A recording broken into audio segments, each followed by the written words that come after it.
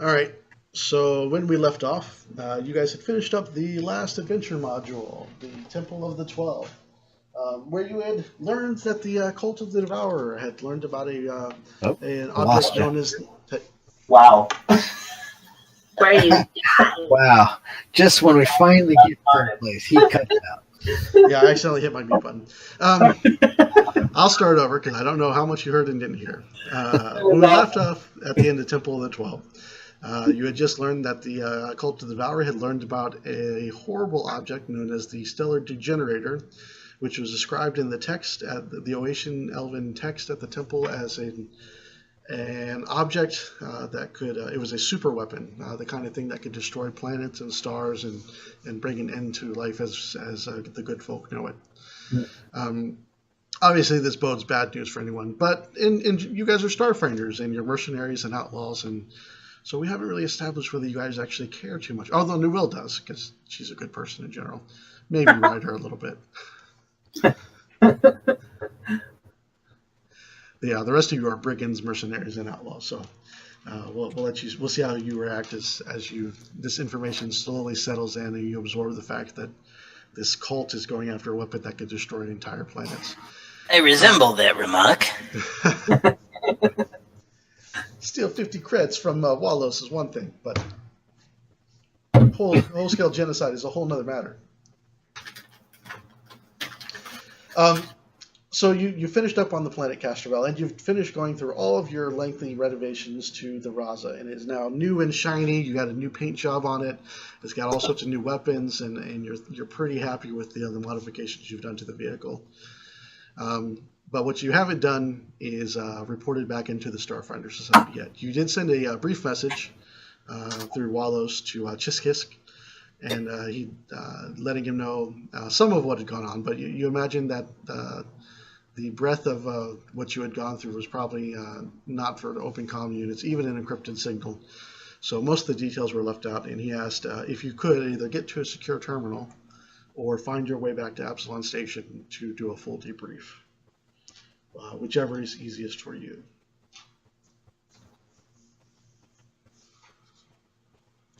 That said, you're still on Castrovel on your own accord, on your own period.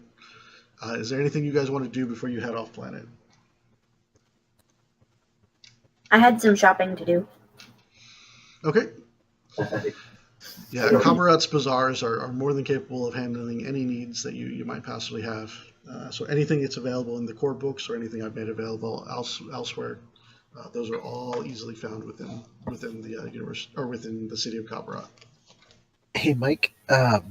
So Wesley's feeling pretty confident about his crafting skills, right? He's now a master crafter. Okay. And so he would like to shop around for people looking for specialized weapons and then maybe get like a few orders to work on. And then, I mean, how do I dredge up business, I guess, is what I'm saying. The irony is no one was using the profession skill from now. That's why I had you guys take your points out of it.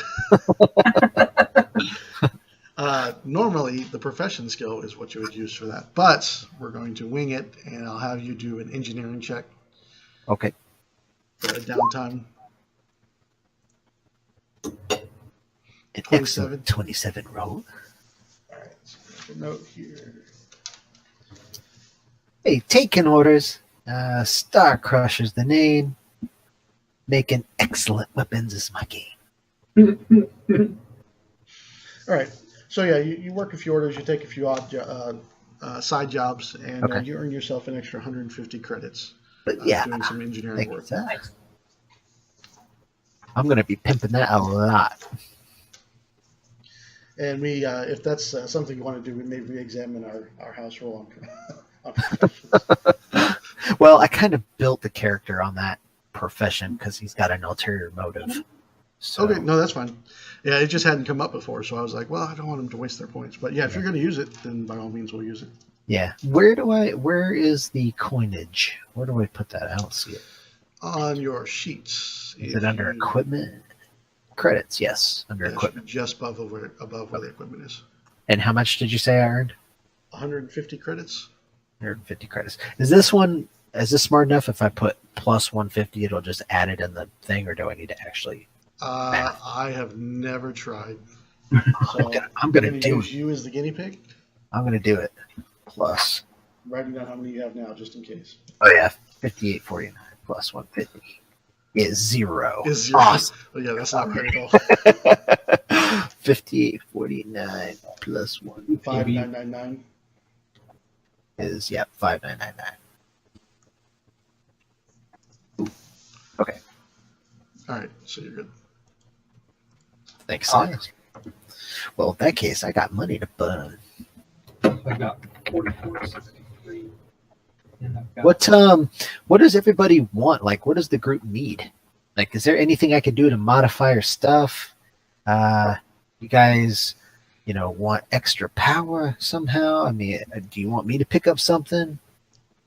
Could probably make some good grenades. Yeah, I'm thinking I can make some really cool kick-ass grenades. I really liked those spiderwebby grenades. Those were pretty cool. That's what I was just looking at buying. I was just going to say, is it better for you to make them or for us to buy them? Or I don't know how that works, but Yeah. I was thinking that helped make the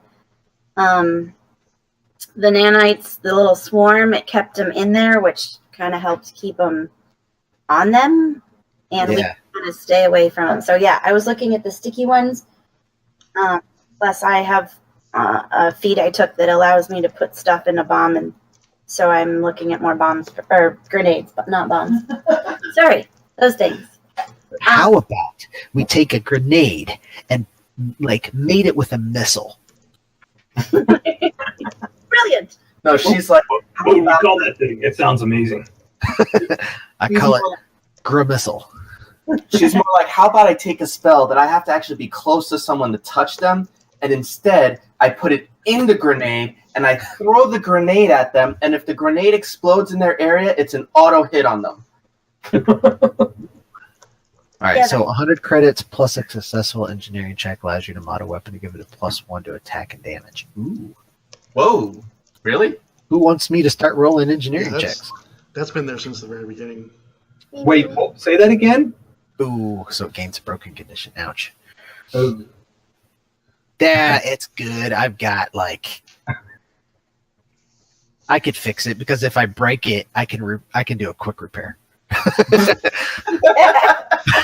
No, and the third condition is if you break a weapon, then you have to repair it. That's fine, but you're no longer able to mod it. So it's a one and shot. done, huh? All right.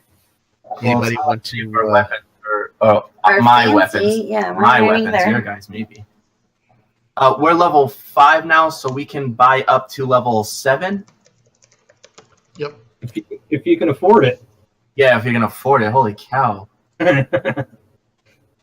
What did we decide on grenades? Is it better for him to make them or just buy them?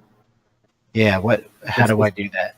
The same. It's the same. You just buy them because if he makes them, he needs the equivalent in UPBs, so he can make them while we're out and about. True. If we run out. All right, let's check out these. Oh, we can do level 2 grenades now. Ooh, Yeah. They're expensive though, dude. Yeah, they are. Holy cow!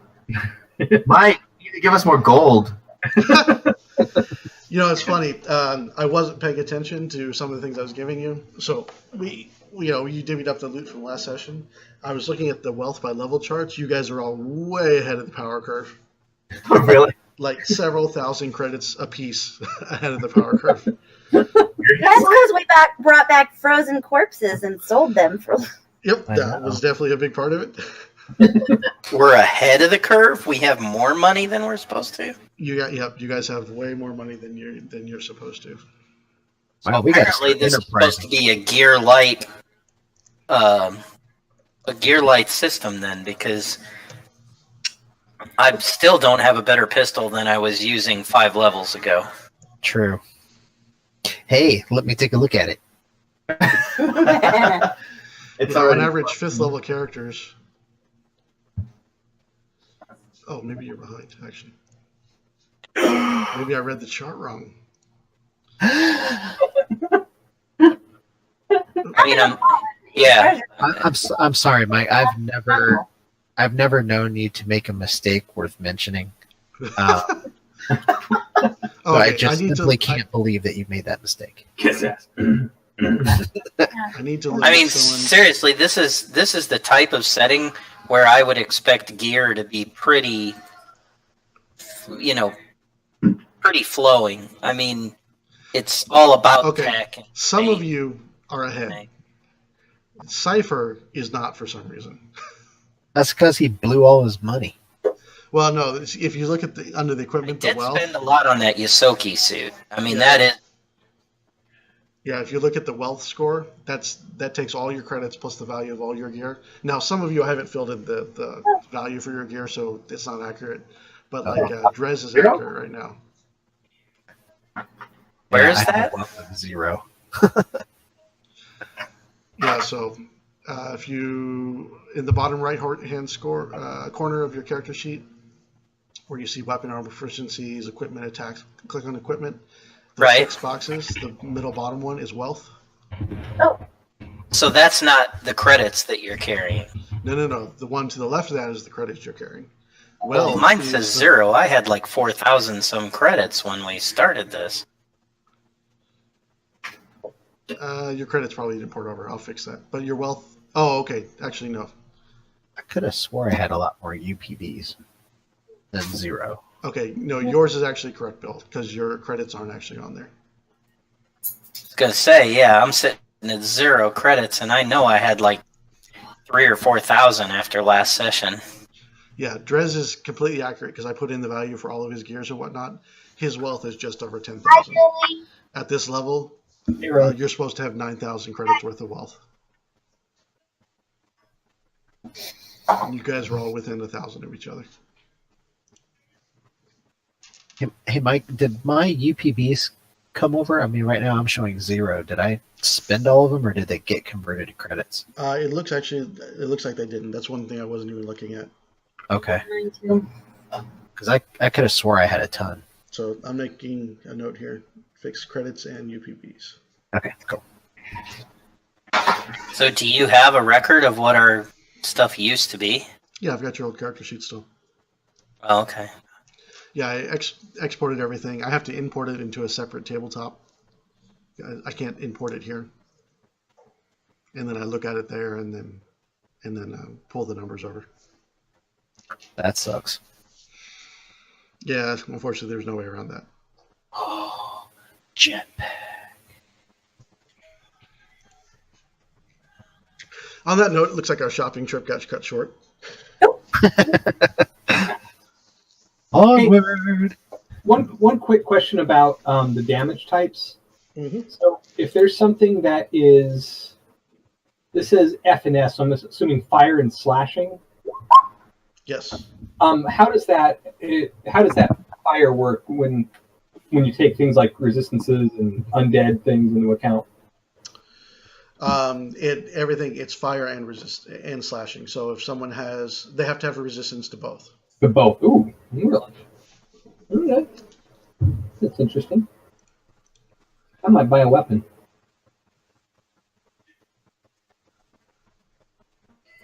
I'm pretty sure it's both. Lost. These work. I'm trying to buy sticky bombs. It's not. Just write it down for now. And then we can get it on your sheet.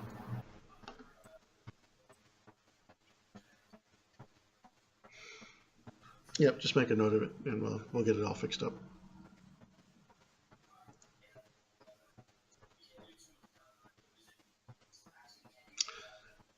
Oh, what were you trying to do? You're trying to do the attack part? No, I was just trying to add them to my equipment, but I don't know that I'm doing it right. Yeah, you're doing it right. So, I was trying to put the cost in there so it would take out my credits, but it doesn't want me to type there. What were the costs for each? Oh, there, I got it. They're 170. And then I was going to do frag grenades because they're cheap.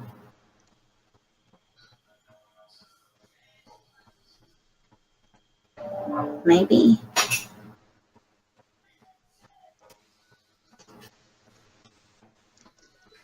How many did you want of those?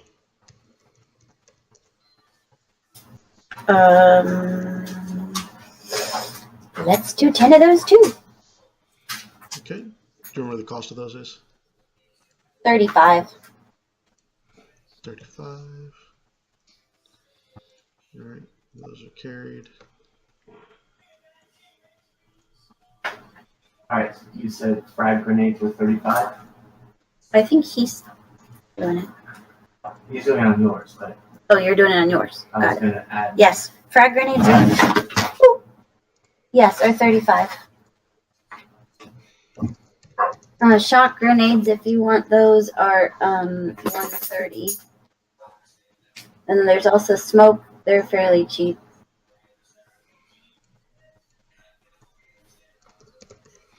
Range are 20 feet increments.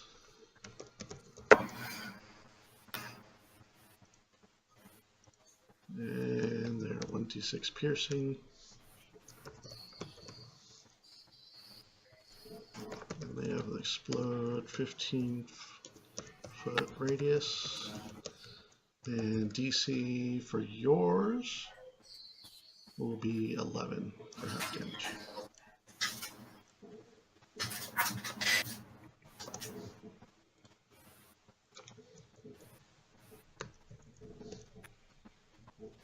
Aha. Okay, there you go. Frag grenades are all set up. Thank you. You're welcome. Add your sticky grenade. See if I can spell grenade right.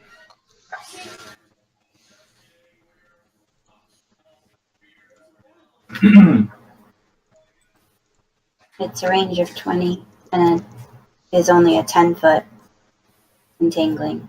2d4. Run.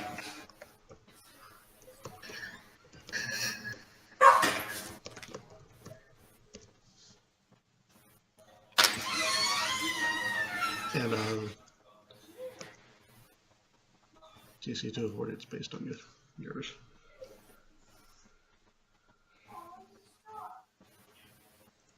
All right. So now you get a +5 bonus to your damage from elsewhere. So it's going to throw up that damage, 5 damage. Just ignore that.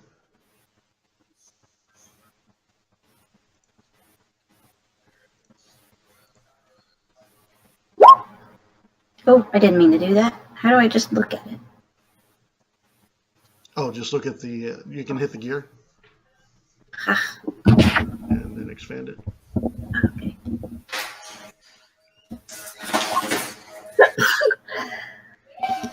Lock the door, please, Matthew. Mike, Yep. looking at my pistol when I fire it, it's showing a 1d20 plus a 0 BAB. Yep. I'll fix it. 1 sec. Okay.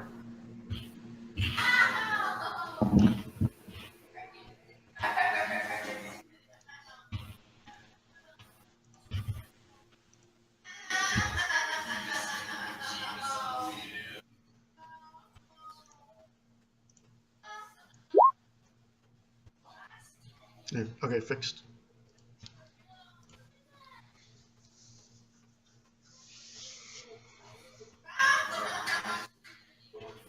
All right, so the group takes off. Where are you heading to from Castville? Are you going to go look for a secure terminal to reach out to Chiskis, or are you actually going to fly back to Epsilon Station? How long does it take to get back to Epsilon Station? 1d6 days from here. Actually, no, shorter, because you're jumping towards the Driftstone, which sits inside Epsilon Station. So actually, you can do that very quickly. 1d4 hours from here. You guys want to go back? Anybody care? I mean, we're not doing anything, right? We've resolved all of our. If we decide to go after the message thing towards the pirate planet, does that make us further away, or will it take longer to get there if we go back to Epsilon first? That would take you away from Epsilon Station, yes, but that is an option.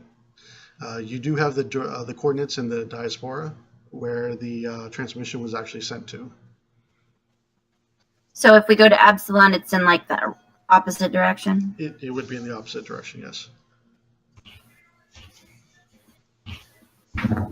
I'm okay with just reporting in and then heading towards. Place where the By the way, did we ever go back and pick up that cloaking device? Yes. Oh, yeah. And Wesley is working on developing a system for the ship. we're Yeah. back to Absalon, which is the opposite direction, but we can have a better conversation. What? What are you waiting? I'm thinking. I don't know. Is there a reason why we need to go back to Absalon? We have to brief with Chiskiss. What is? Kiss. Yeah. So either we try and go somewhere where we can send an encrypted message or a safe, whatever, or we go back and talk to him. Can't we just send a subspace communication? Yeah, could- kind of. You could 'Cause try that.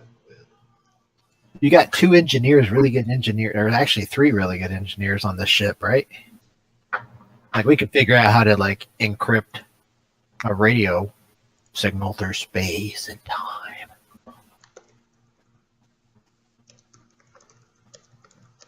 Can I make a few engineering checks, see if we can't rig up a encrypted communication straight to the Starfighter headquarters? University or something. It has to have a decent something for sending something. What? I'm sorry. I'm tired. I'm really trying. It's easy to encrypt it. Just how do you get them to decrypt it? Well, that's their problem. They've got their own hackers. Yeah, that is one of your options. They're not better than us. They're in trouble. So yeah, if the brainiacs, the computer brainiacs in the group want to put your report into a message and encrypt it and send it through the Drift network, you're welcome to do that.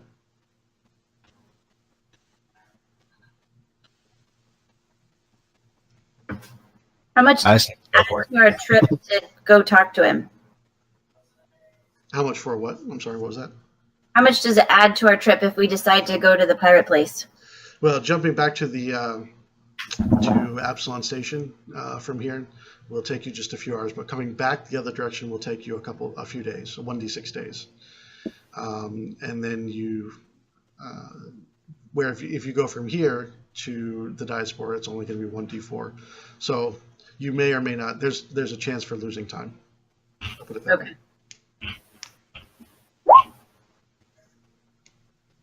Do we want to risk it in this time or just send an encrypted message and see what happens? I say send the encrypted message. Go ahead and give me a computer check, whoever's going to be encrypting it and whoever's going to be helping. Let's see if we know how to do this. Hey, Mike, my bonus also says +0 to proficiency for the attack. Is that normal? Yeah, proficiency doesn't add any bonus. Proficiency can be a penalty if you're not proficient, though. Okay. And then on the damage part, I don't understand where the bonus is coming from. All right. Sorry.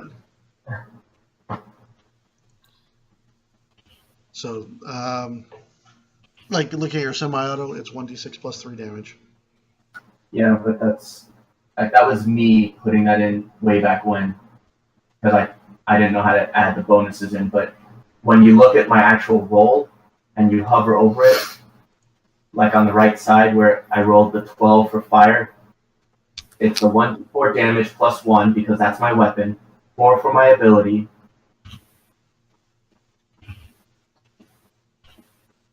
Uh, 4 for my ability, 0 for specialization, which I should be specialized in the weapon, and then it says 5 bonus. Yeah, because the specialization isn't adding in under specialization. So It's actually under bonus. because I haven't said that. All I did, if you look under your specialization, you see I just put +5 bonus to damage. Under specialization. Yeah. You Yeah, get your level bonus to damage. Okay. For small arms, it's half your level. Okay, so just take 3 off of that. Okay. And then for the gunslinger, I would add my level to it. Okay, I got it. Sorry, I get what you did now. I'm good. Okay.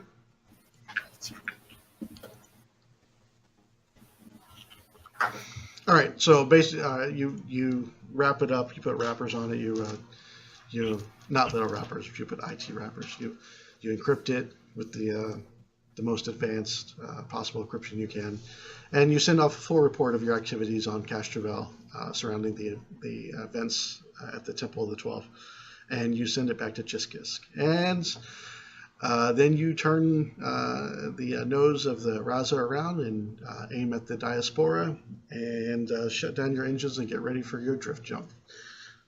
All right, I need our navigator to make a navigation check for us, please.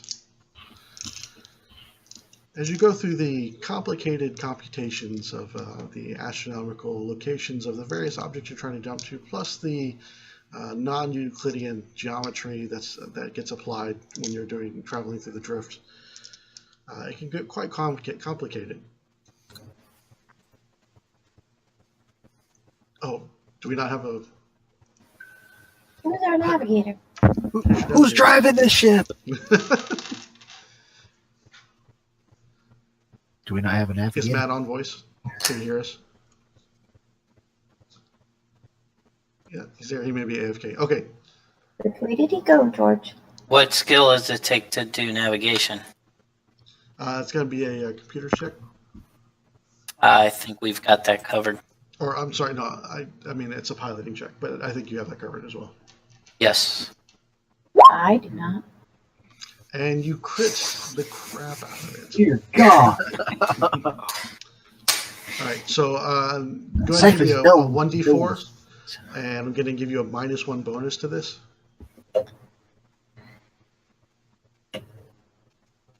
So what do you need me to make? 1d4 -1. Minimum of 1 is the final result. Is a -1 technically a bonus? Wouldn't it be like a penalty? In this case, it's a bonus. Oh. Less space to get there. Yep, less time to get there. All right, so the nav system becomes a whirl of information as Cypher starts ripping through it, spinning the everything around, applying the math and whatnot, and he punches in the coordinates, and the ship easily leaps into the drift with little damage to reality, and you begin your journey through the subdimension known as the drift. 2 days later, you find yourself popping out of the drift, and you're just maybe less than a few clicks away from the drift, the drift beacon that's hanging here in this part of the Diaspora, which is the general area where the message was transmitted to. So I'm familiar with the Diaspora a bit from my time with the Hard Scrabble Collective, right? Yep. As a matter of fact, the last contract you had, you spent a year of your life out here. Ah, okay. So any pointers or anything I can offer up, I shall, of course. What are we doing here again?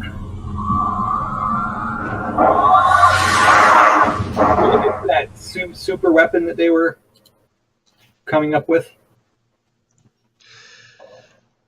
Well, they're looking for the super weapon. So just to make sure everyone's is on the same page, they think the gate of the 12 is the gateway to wherever the stellar degenerator is located at. So you're not going to find this. Well, you might find the stellar degenerator floating around in the Diaspora, but all you know is that transmission. What little you had to go on was that transmission came to this location.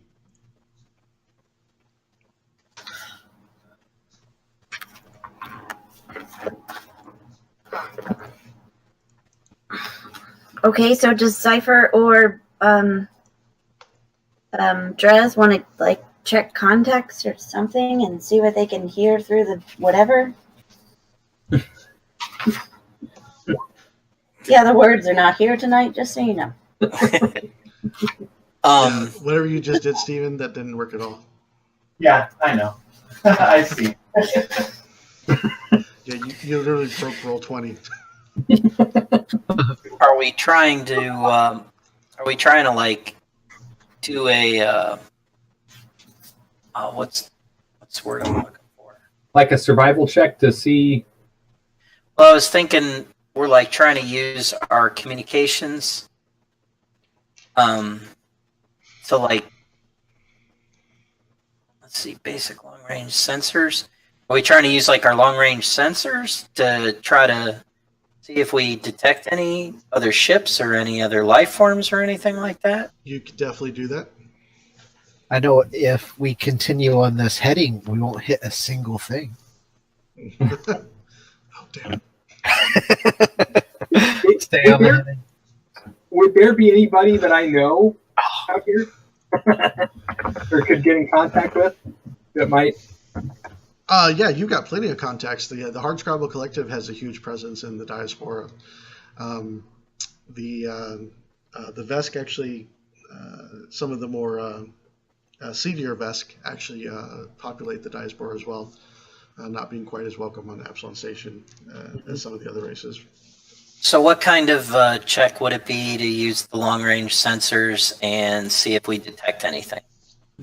So based on your calculations, you're in the general area where the transmission was heading to, but it's going to take you quite some time to do an area because you've got to move through this whole sector and start scanning it. But it's going to be a computer's check to start working on those scans. Okay. What kind of a check can I do to reach out and see if I can find any information out here? Go ahead and give me a culture check to see if you can think of anyone nearby who might be able to help you out. This is going to go well. Hey, all right. They not bad. So while Cypher starts working on the scans and whatnot, and it looks like Wesley is helping him, you pull up your the computer and start looking through the nav charts to see where you're located at. And you realize almost immediately that you're probably not going to find anyone who could help you in this general area because you are deep in Free Captain territory. Ooh, okay. Those are the pirates, right? Yeah, the Free Captains are the notorious space pirates of the Pack World system. Okay. Yeah. By the way, when I use a computer, I hunt and peck. So, just so you guys know. Okay. So you guys have begun your scans. About 4 hours into the scans, you're moving through the various sectors and scanning them. Unfortunately, it's a little low tech. So you have to go from one sector to the next. You do your scan. You fly into the next sector. You can do your scan, and you definitely think you can. It's going to take a few days, but it's not going to be quite that long before something interesting happens. Because after about 4 hours, you suddenly get a ping on your radar. Nice long range scanners we put in. A nice long range. Yeah, let me do a measurement here. The range of your scanners, what was it? Long. Extra long. That's what she said. Trying to remember what the hex range on your scanners was. 20 hex range. Okay. All right. So you're flying through, and you get this ping, and you detect a ship moving in your general direction, coming from the east. In a vacuum that has no east. Cypher. Looks like something's coming our way. Where are we? There's red. All right. Yeah, you definitely see. Just on the edge of your sensors and moving your direction. What do our sensors tell us? Anything about it? At a computer? You have to do that on your, you can learn that by doing a computer's check. Will an engineering check tell us anything? Yes. So based on the preliminary scan, your long-range scanners, you look at the make and model, and you think what you're looking at is an old Nebular Outfitter Star Hopper ship. Oh, it's an old Star Hopper. You can see it as plain as day right here on the screen. What do we know about those? Older transport vessels that have mostly been decommissioned, but they're popular for smugglers and among the pirate populations because they're easy to modify and maintain. What kind of handling and weapons systems do you usually get on a ship like that? You rolled 25. Is it called Serenity? Nope, it is not called Serenity.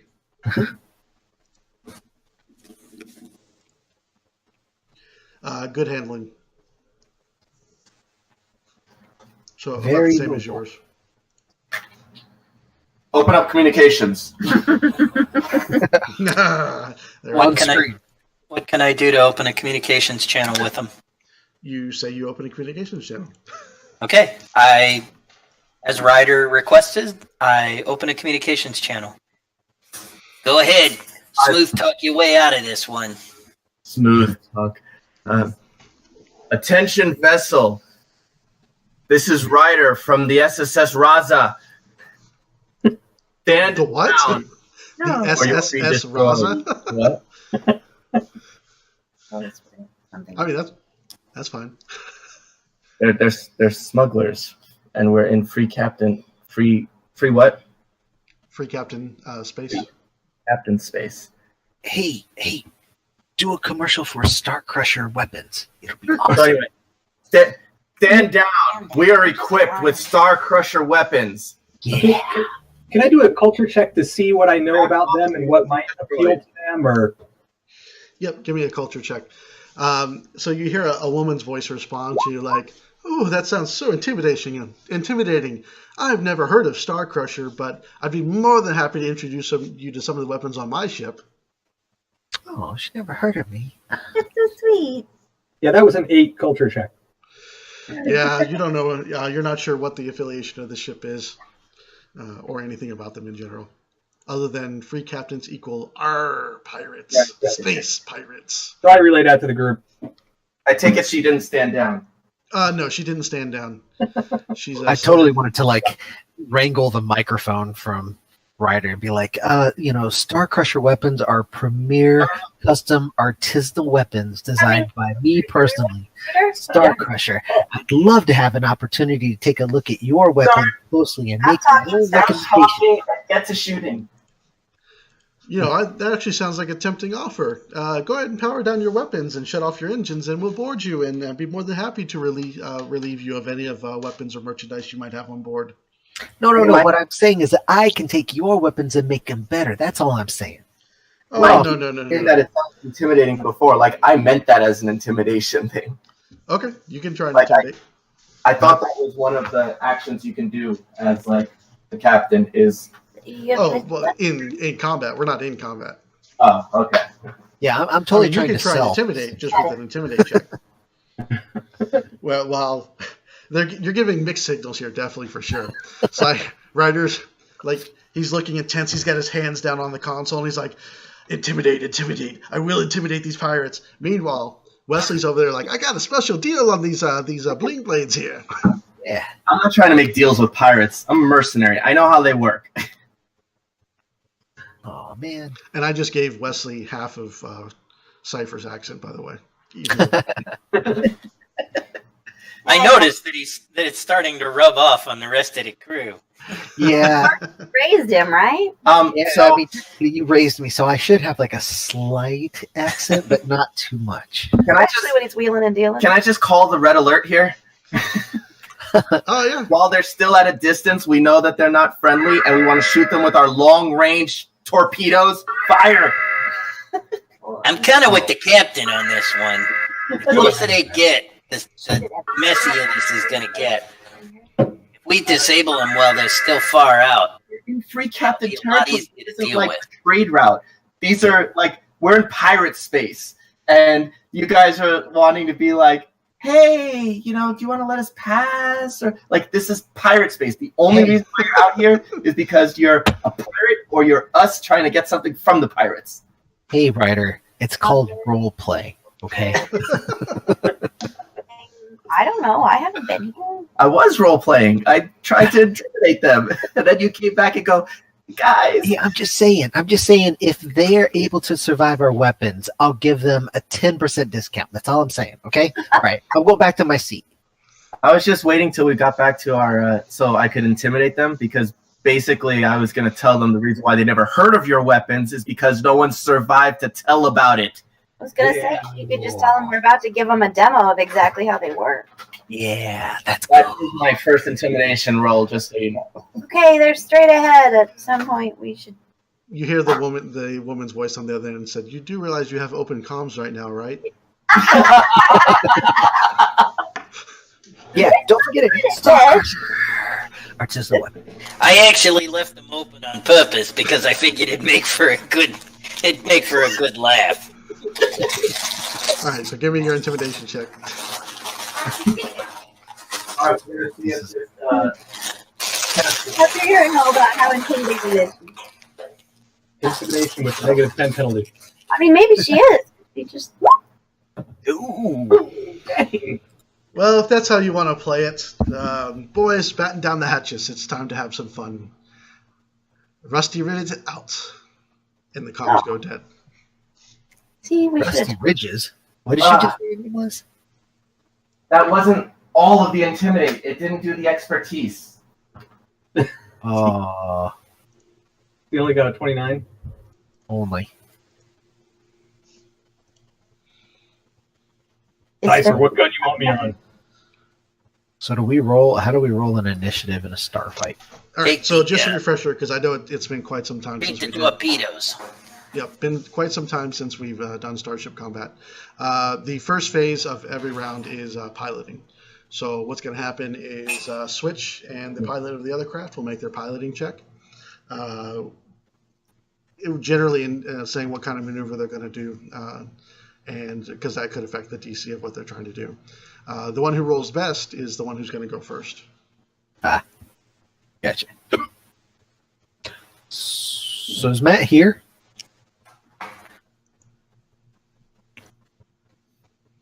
Matt, you there? I like to open a comms to Matt. Suddenly there's a surge of electricity through the ship, and the electricity leaps off and zaps Switch, and he starts shaking violently and falls out of the pilot cockpit. Dog! Who And else? he needs someone else to jump in his spot. Somebody ram a hand up his ass and puppet this ship. Let's So go. Who's going to pilot for you? I've got an 8. I've got a 12. I think Cypher, do you? Yeah, I can handle the ship. You guys blast them out of the sky. All right, switching in Awesome. Cypher, and let me update the. Okay, actually, you no changes to the defenses on the ship. Oh, that's something else I like about this new sheet.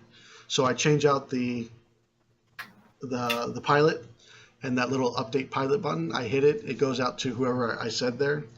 It checks their ranks on their piloting, and it updates the defenses of your ship automatically.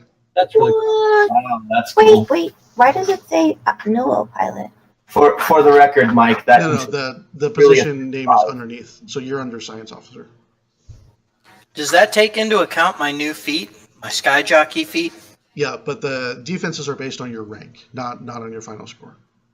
Right, but my sky jockey increases the fly speed by 10. If you're operating a flying vehicle, its fly speed increases by 10, although it has no impact on its full speed or overland movement.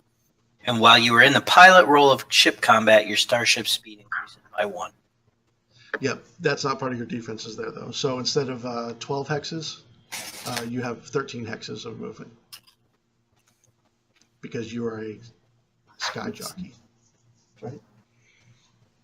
Sky jockey. Oh, it's No, yeah, the only thing that updates is your defenses. That button. It doesn't do any of the other stuff.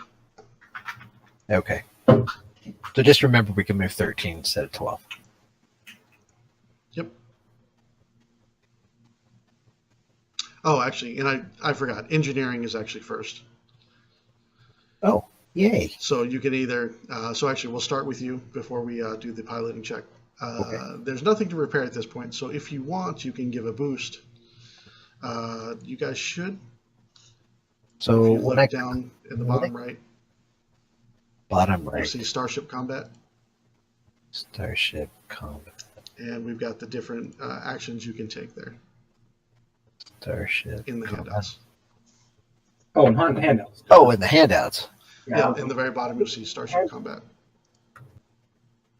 Clear handouts. Handouts. All right, engineering. Shall I divert auxiliary power into a starship system, giving it a boost? I Completely up to you. assume. Sure. Why don't I divert some power to the front shields, maybe? That are coming straight at us? Okay, so your DC is going to be 17. Okay. And then do I click on the engineer on the starship page, or do I do an engineer from my character sheet? You just do it from your character sheet. Okay. Oh, actually, you can do it from the sheet. My bad. Okay. Well, I'll take this 36 because I crit like a motherfucker. Okay, so yeah, you divert the. You did the first one, diverting. Yep. I'm going to try to boost the front shields. That's what I want to do. Divert some energy. Trying to see how much you raise it by. Do you send to the starship? Let's see. Or do I want... Okay, guys, do we want the weapon to hit hard, or do we want to boost our defenses? Weapon to hit hard. Because Okay. I'm assuming, Mike, you said engineering went first, but I thought the captain goes like whenever. Is that accurate? That is accurate. Okay. Okay, so Captain, what do you want? Well, I was just gonna do I did the intimidate because I was gonna intimidate them, and I was gonna pick their gunnery phase. Okay, so boost our weapons. Yeah. Okay, so let's see what it say. If you send to the engines, your starship speed increases by 2. If you send it to the science equipment, all science officers is 2. If you send it to the starship's weapons, treat So each it's 10% shields increase. You have 200 PCU, so it's a. Well, I'm going to send it to the weapons instead. The captain wants stronger weapons. Oh, okay. All right. So I'm going to treat each damage die that rolls a 1 this round as having rolled a 2 instead. Okay. Power to weapons. Power to weapons. Very good. Okay. And you've already done your intimidate check. Yes, and it's gonna last for 2 rounds. Okay. So next is the helm. So each starship pilot attempts a piloting check. The pilot with the lowest result must move his starship first, followed by the next lowest, and on and on and on. So I will make the check for the rusty rivet.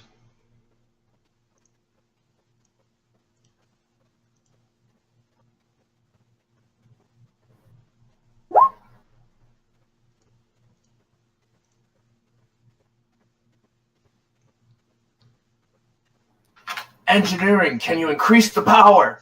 Oh, I didn't Hi, see your- Captain. I'll give her all she's got. hold on 1 second. I forgot to type one thing in. For defenses.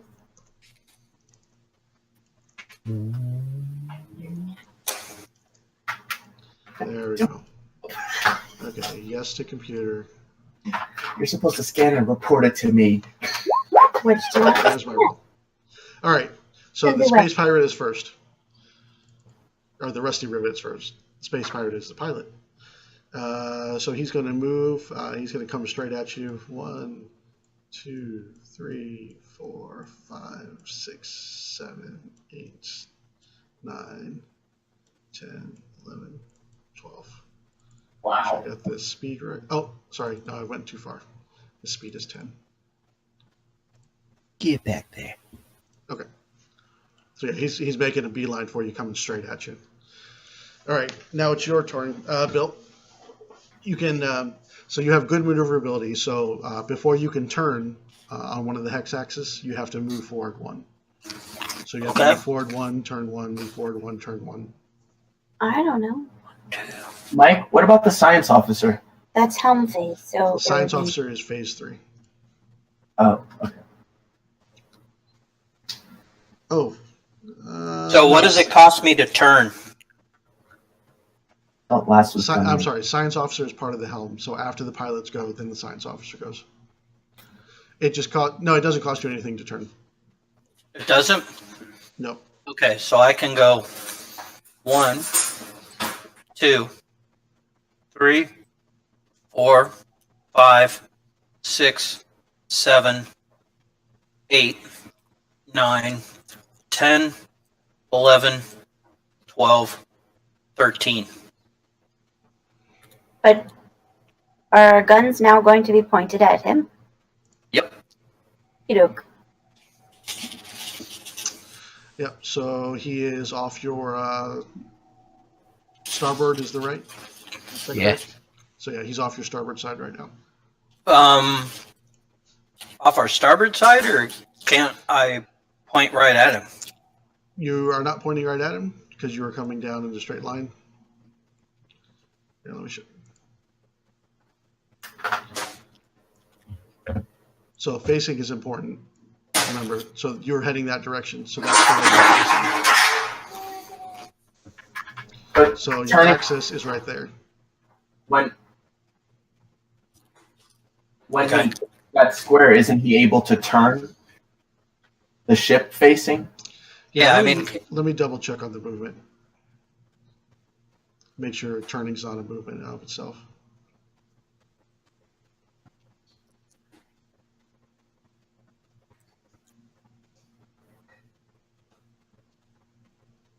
I thought it was something like every hex you move, you can rotate the ship once, or something like that.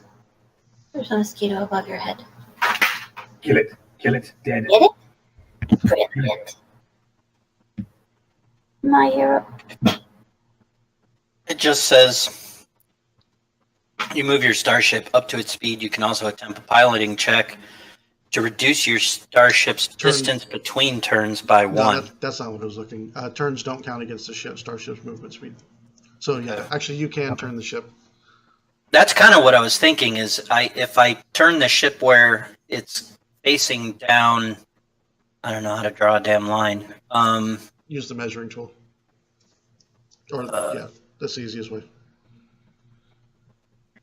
Yeah, that's the line I wanted to face down. This one? If I face down that line, then basically he's in our front firing arc. Yeah, Right. Your front firing arc goes from there to there. Yep, he's in your front arc. Man, we need Like- some overlays. It's like a laser light show. Pew pew. That was my goal. Was to come around, try to kind of come around behind him. And get, All right, so yeah, you definitely maneuvered around, got around his side. Okay, next science officer. Can I take a shot? A snapshot? That happens during the gunnery phase. Oh, okay. I've never seen this sheet before, so you don't have to ask him. Okay, I was gonna scan their weapons, but I don't know what button to push. Click science officer button. Right underneath your name on the character sheet. It does not appear to do anything. What? It should have given you a pop-up that says input value, use computer, yes or no. Oh, yeah. Yeah. No, it does not for me. Refresh your roll 20. Okie dokie. Well, it does me. Okay. Okay.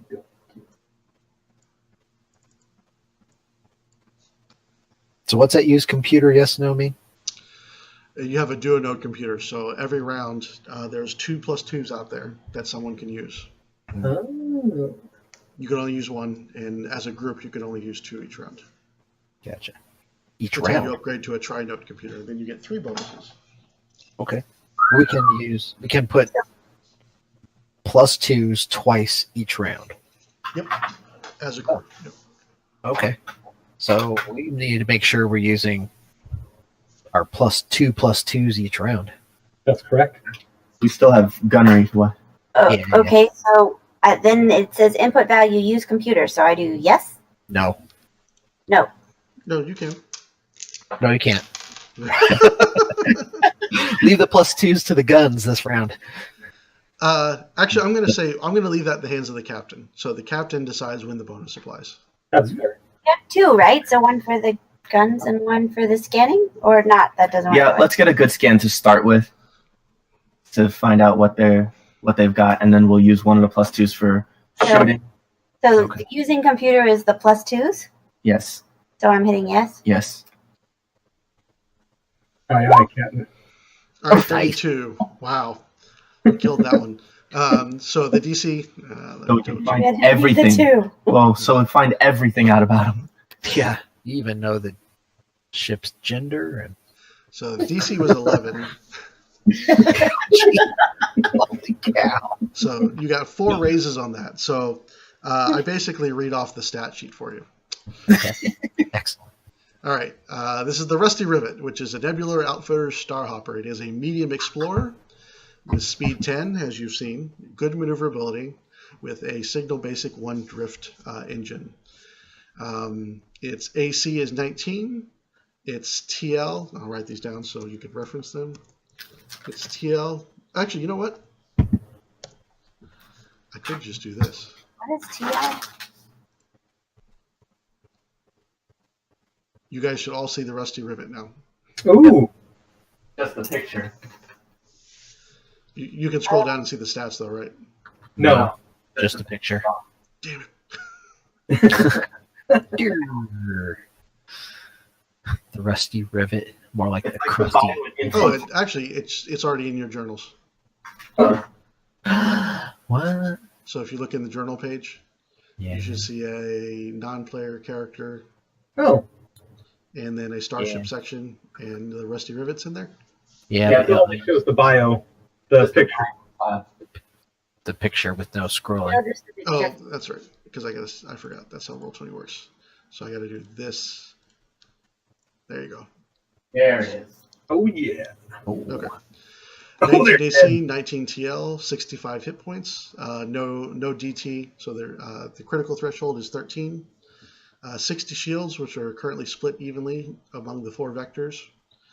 It has a single Mark 1 duo node computer, so it's just a single +2 bonus there. Okay. Mark 4 defenses, Mark 4 armor, and you can see the array of weapons there. And it's got one pointing out every side, and it's got a chain cannon on the turret there. Dang. All right. What's a chain cannon? Chain cannon is a nasty 64 damage. Basically, think of it like it's a massive machine gun hanging off the belly of the ship. Hmm. It's got nothing on Crusher weaponry. Damn right. Oof. Man, pressure. All right. Okay. Okay, now the gunnery phase. There's stuff. All right, so gunnery phase. So we'll start with the main gunners first. Right now. Nope. Do that. Target that chain cannon. So what skill does this work off of again? It's a gunnery check, so it works off piloting. Okay. Their range and their weapons. I'm trying to look at it. Doesn't matter because we're all. All right. So our main gunners are who? Me and Now Switch is going to jump into a. Switch recovers from being electrocuted and sits up and shakes his head and sees that Cypher sitting in his chair. And go ahead and tell him to, in your own personal way, Bill. Go ahead and tell him to get back on the guns. sit out of my chair. Now that you've decided to join the fight, why don't you get over there and shoot something? Little does Switch know that Cypher was the one that electrocuted him. Get out of Show the you how chair. the rat flies. Get out of that chair. All right, so primary gunners are Switch and Drez. Drez right now. Yep. So Drez, go ahead first. Okay, so I just click the gunner button or my name or Yep. Now it has to be one that actually. Or do I pick the weapon? How does this work? I think I put So the weapon. Cypher is going. I assume you're going to have Cypher fire the light particle beam since he's piloting, and that's the only one he can fire easily. Then you have the particle beam on the turret, and you have the light plasma torpedo launcher. So, which weapon system are you manning? I'll take the particle beam. All right. So yeah, just go ahead and click on particle beam. Okay. It should ask you for who's firing it. Just pick yourself. Oh, nice. It's a full attack or a. +2 or. Yeah. I heard a yeah. So go ahead and give yourself the +2. Oh, Yeah, what does fire at will mean again? Captain needs to say that. Though. Fire at will is the snapshot, so you want it to be no. All right. Did you take the computer bonus? Forward arc, correct? I don't know if Captain, do you want Computer to bonus. Yeah, I got the computer bonus. Okay, here we go. Oh, Oh. first time firing your brand new particle beam gun. It powers up. Crusher, Suddenly I thought you realize picked this. you have a serious issue with the particle beam system, and it is inoperable. Damn, look at that damage, though. Jeez. Oh my god. Son of a. We would have taken half their ship out with that thing. Yeah. Crusher, I thought you fixed this issue with the particle beam. It's not my fault. It's not my fault. The computer said. Shut up, Wesley. You see Just Wesley get it done. running. You see Wesley grab his wrench and just start hauling ass towards the back. All right. Switch the other gunner. You're manning the light plasma torpedo launcher. You didn't burn the new off the gun. So. I got this, Captain. Everything's shiny. I'm so mad. Switch. Take the cover off the tip of the gun.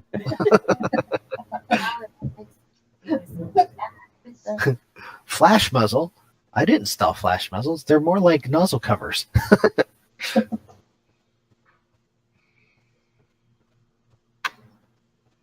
You needed to follow that up with open comms. You can see the power of our destruction. I suggest you halt now. So can't believe that freaking crit miss. That should totally at least annihilate one of the asteroids on the playing map. I'm just saying. Dang it. What's the flip of you two?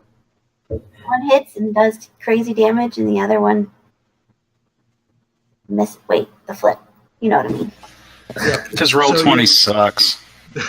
You unleash the plasma torpedo, and it goes firing towards the rusty rivet. And you see this little display pop up. It's like a little miniature radar of the battlefield here in 3 dimensions. And these 2 little joysticks pop out. You start flying the torpedo around, and you have no idea what the hell you're doing. You're normally piloting the ship. This torpedo starts flying all over the place and careens off into one of the asteroids and blows up. Oh my God, Switch! You're not supposed to do it like that. You're supposed to aim at the ship. Aim at the ship. Sorry to waste your sweet opening move there, pilot. I gotta do everything for crying out loud. All right, go ahead and take your shot, Bill. What am I using? The particle beam? Yep, the light particle beam on the front. Forward. All right. And I just... Fire at will is no or yes? This is a snapshot, so it's yes, right? No, it's... Yes. Yeah, correct. You're right. Yes. And I'm not using the computer. Correct. Nope. Yeah, I already used it. I already wasted that, Bill. But that's still a hit. Hey. Jesus Christ, I gotta do everything. You your shot rips through space and blasts into the side of the rusty rivet. Hey now, I told you all there was to know about the ship. They also return fire at the same time. You see the turret spin around because damage all gets applied at the same time. Who's -2? They are. They're a -2? They're -2. Thank you very much. All right, the chain cannon whips around. And yes, he's going to use their computer. And this is coming off. Mommy. 31 rips right into the Raza, doing 14 points of damage. So how do shields mitigate damage? Shields are like stamina points; they come off first. Oh, okay. Plus 14. Okay, then they only one of the other weapons is pure no. Oh wow! Jeez. Wait a minute. Same roll. Different roll, different bonuses. Being on the die. But that one's a horrible shot. That one it glances off of your front. Now that only does 19 or 18 points of damage total. So that comes off your shields first, as he rips through the front of your vessel. And I will apply the damage you did to his starboard, and you almost completely deplete his shields on the right side. You see the shields start to flicker, but they hold in. They have a plus 14 to their attack? They do. Wow.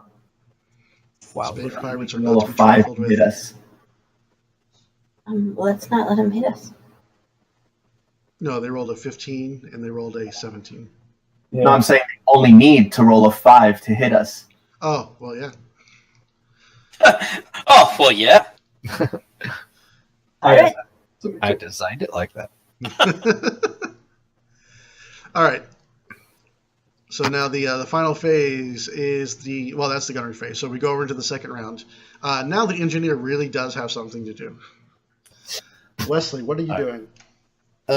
I'm repairing shields, I guess. Well, you're repairing shields and you have an inoperable weapon system. Say that again. You have damage shields and you have an inoperable weapon system on the turret. Why is the turret inoperable? Because I rolled a 1. He rolled a 1 on the attack. That makes the weapon inoperable? It does in this case.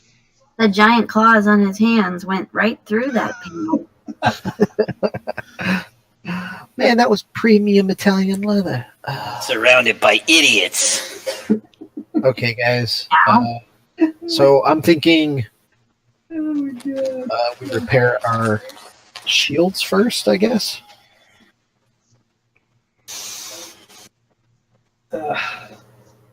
Captain, your job. What? Repair the shields or the gun. Your engineer's looking for guidance. Repair the gun. Repair the Our strongest gun. Okay. I will repair the gun. All right, give me an engineering check. Am I using the computer or no? Captain, do you want to use the computer No, to we'll fix the guns? use the computers on the guns. Okay. What? Wait, what is the Didn't need it. Yeah. Don't Yeah. need any dinking. I have faith in you, Crusher. All right, so go ahead and describe I how got you fix this myself. the weapon real quick. Okay, so I'm running through the deck here and some sparks and stuff spurred out, and I do this awesome baseball slide. And as I swing by, I take my wrench, jam it in, and give it a good crank, and the gun kicks back in, and away it goes. Damn you, Wesley, are the weapons online yet? Shit, they've been online for at least a half a second. We're good to go, Cap. Excellent.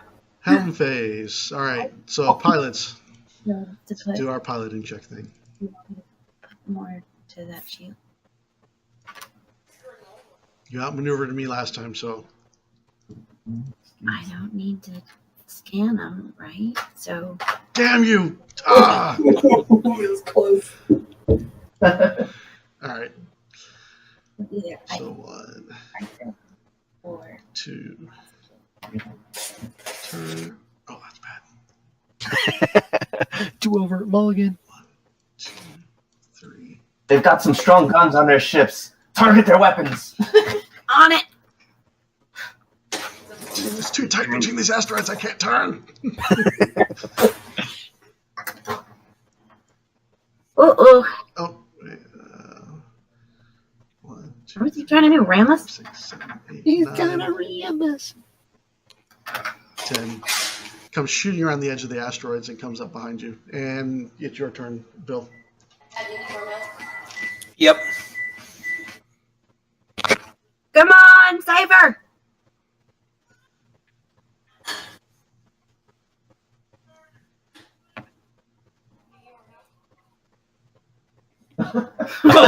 Yes, I do. Wait, what? How'd you get there? I think you got to illustrate that. Yeah, 'cause it's important for the facing. Who's moving the ship? That's only, as a matter of fact, I'm pretty sure that's only 12 spaces. You gotta show it on the map though. Yeah, Like, now what remember, because you direction? have to move 2 before you turn because of your maneuverability. That's only like 6. 1, 2, 3, Turn. You have to turn Four. like 5, 6, Nope. 7, Oh, okay. Yeah, that's fine. 8, 9, 10, 11. And then I turn to face him. Well, you can only turn 1 facing, so as close as you get is right there. it's Because remember, you're heading this way. yeah. You have the movement to do it, Bill, but you just have to make a slightly wider arc. All right. Hold on. Or Almost you like could this. turn one more at the end and 1, You have 2, before you can turn. then 3, he moved a lot Turn. before he could turn. 4, 5, 6, 7, Turning. 8, 9, 10,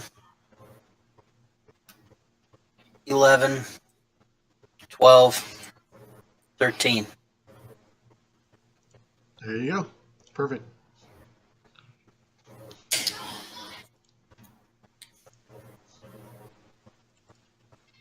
All right. And the science officer. Okie dokie. I'm gonna I'm gonna target the encourage you. weapons. Yeah, target weapons. That's not the right button. Okie So, doke. what skill do you use?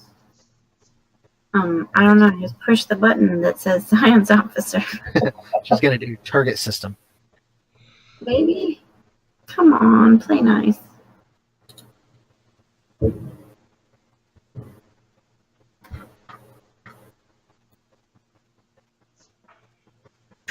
See? So basically, if you target their weapon, if you succeed, Oh, I'm not using the computer, right? So I just hit submit. Yeah, no, then submit. the next attack you make by your starship that hits the enemy ship scores a critical hit on a natural 19 or 20. I encouraged you, so you're at 27 with that. Okay, 6, so 11 plus the TL. So it's DC is a 20. All right, so you beat the DC. And which system did you target? Weapons. Weapon. Okay, so you got to pick a weapon. Oh, which weapon do you want? The turret. The turret? Yeah.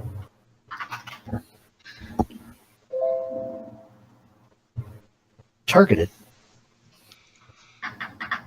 Target's locked. Oh, the turret. Sorry, I didn't hear you. Yeah, we're targeting the turret. Okay, So we do a crit on a natural 19 or 20. correct. And when you do the crit, it automatically hits the targeted system. Nice. So Now- it'll apply a glitch effect to that system.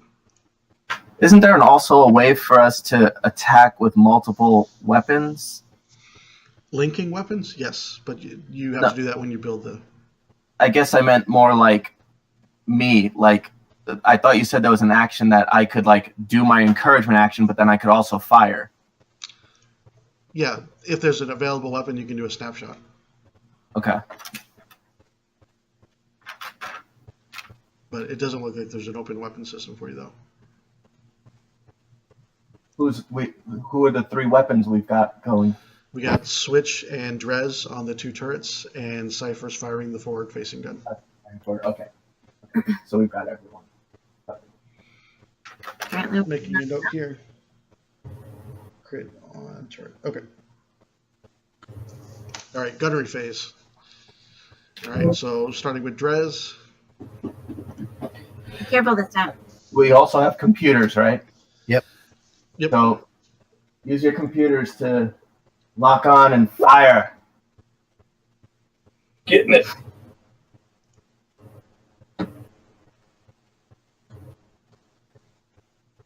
Yeah, Switch, but I've got confidence in Cypher's piloting skills. Dear God. Okay, someone else needs to get on the turret. He's doing crazy damage. You just can't. Well, because the turret does crazy damage. Freaking 4 on the die, guys. Yeah, the Vesk warriors all over the place. I'm a melee warrior, damn it! This is rodeo. Speed to the front of the ship. I'll destroy him. These guns are uncivilized. Oh, The particle beam rips through. Just like, Have you ever aimed one of those things before? I spent a year out here. You better believe it. Yes, exactly 1 round ago. Okay, who's next? So disgusted. All right, switch. Open comms. We're done with our warning shots. What's that? Stand down or you will be destroyed. He fired the particle beam blaster wide. It hit an asteroid and turned it into space dust. That was part of the plan. Is space dust like It's now an environmental factor that I just made up.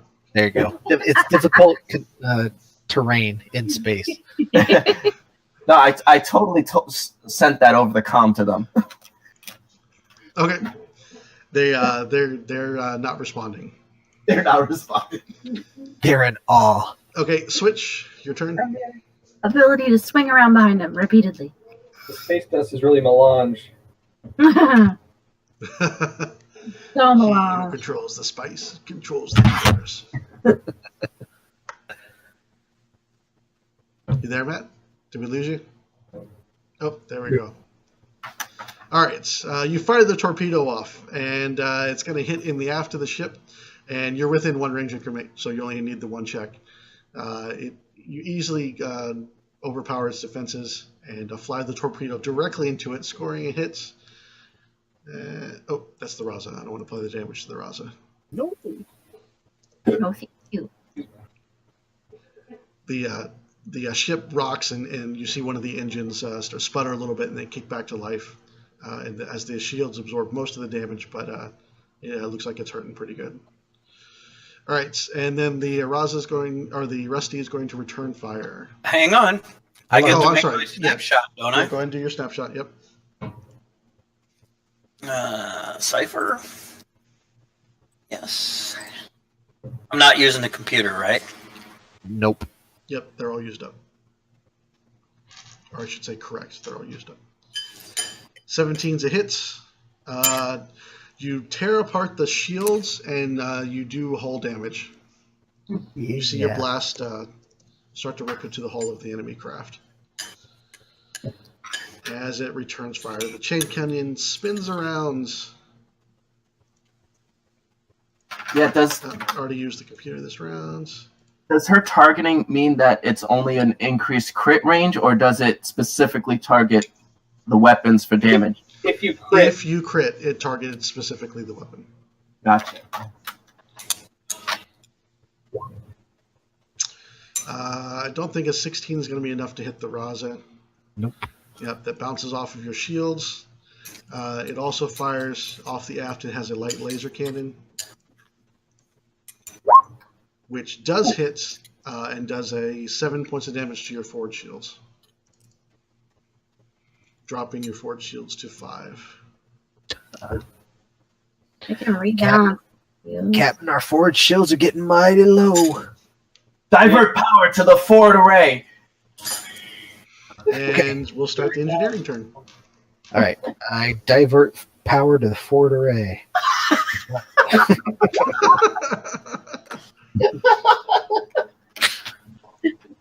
All right, so let me double check.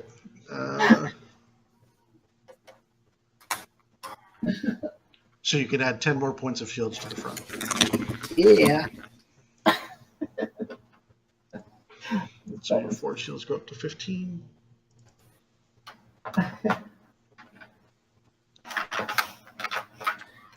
Was there an action that you were able to do to just redistribute the shit?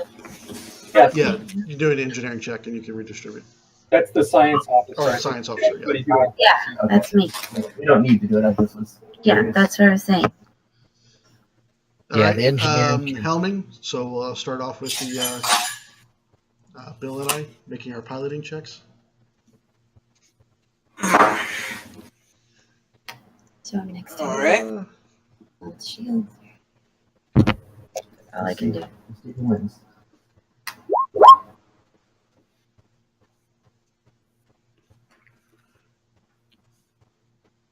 Burn. Okay. Sorry, I'm checking maneuver here.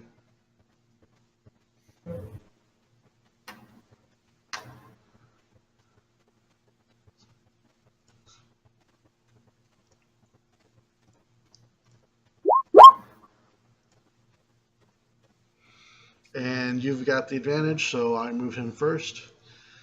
He actually pulls a stunt. Not going to use the computer. And, oh, got to double check, make sure you made that. Oh, no. Couldn't see what he was doing. Couldn't see what he was doing through all that space dust. Yeah, he flies right into that space dust, and he tries to do a flip and burn. So And he doesn't do the flip, and all he does is the burn. so he flies. Yeah, there's like dust all over the front windshield of the plane or of the starship, and you see him spinning around on the other end of that. And when he comes to a rest, he's still facing the other direction, heading that way.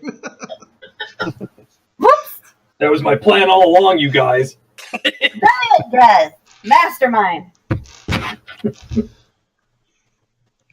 All right, science officer. Well, wait a minute. Don't we get the pilot? Don't I get to pilot? Yeah, go ahead. He'd rather you Maybe. not. Actually, do I even really need to pilot? You do a little bit. You're 1 hex shy of being able to shoot him with your forward gun. Oh, okay. All right. I'm gonna hide out in the space dust so he can't see us. Okay. That's going to give you a +1 bonus to your defenses. Actually, no, I'm going to change that. It's going to be +1 to your first defense and a +2 to your TL,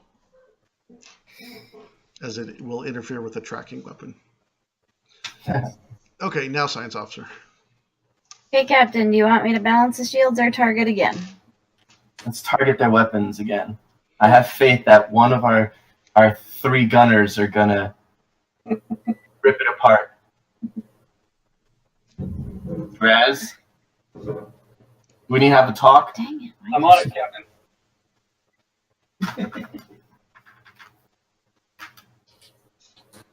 Make it so. I'm trying. Why does it keep putting it behind there?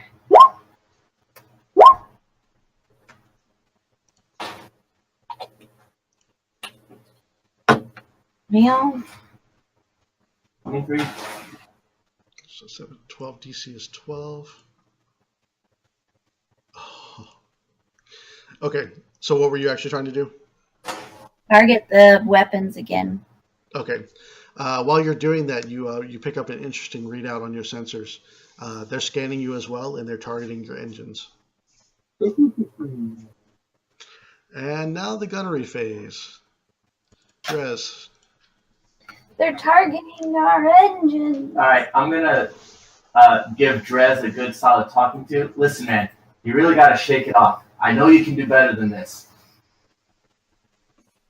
Oh yeah, Jeez. you got this, man. You got the touch. Wait. I'm the best. Whoa. You got the a plus. best around. You have a No plus, one ever.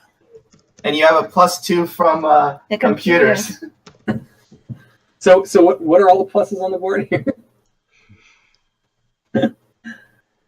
All right, Chris. You're gonna guess the computer, and then it'll be +2 from.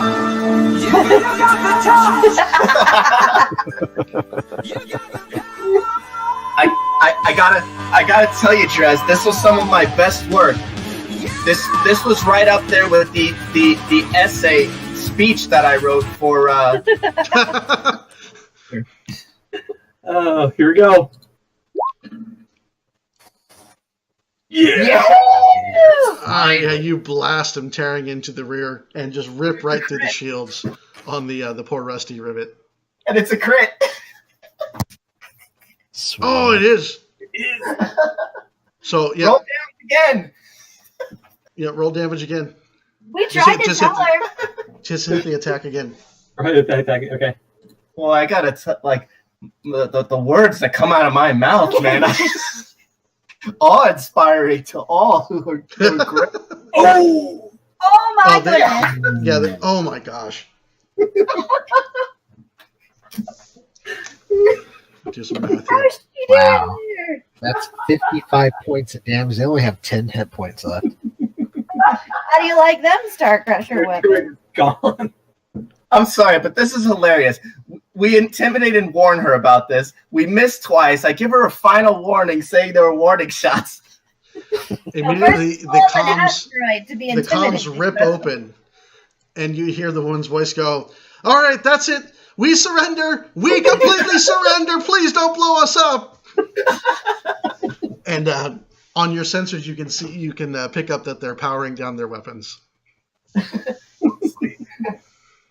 I get on the comm and say, "Congratulations, you've earned a 10% discount." First officer, get a boarding party ready. Beam us aboard. Do you have any red shirts? All right, so Bring one red shirt, it begs one the engine. question, because I see a certain message right there. Are you standing down and accepting the surrender, or no? Are they completely dead stick?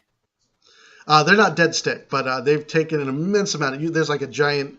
There's a huge hole in their hull there. You see like atmosphere is Cargo, venting out of it and whatnot. They're pretty close to dead stick. Yeah. I mean, is there any way we can disable them, like specifically make sure they're disabled? If you knock them down to 0 hull points, you would disable them.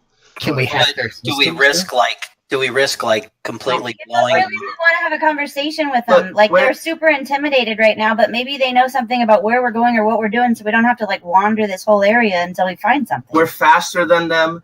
They're already severely damaged. They know that we can like really destroy them.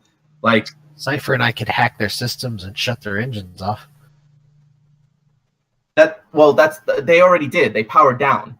Like now if they powered their weapons down. okay, but if they try to run, we're faster than them. Like we're way faster than them. They can't really run. So just be intimidating and see what information you can get out of them. yeah. What was the guy's And- name again? It's a gal. The gal's name. Then we want whatever cargo they She got hasn't on told you her board. name That's yet. for damn sure.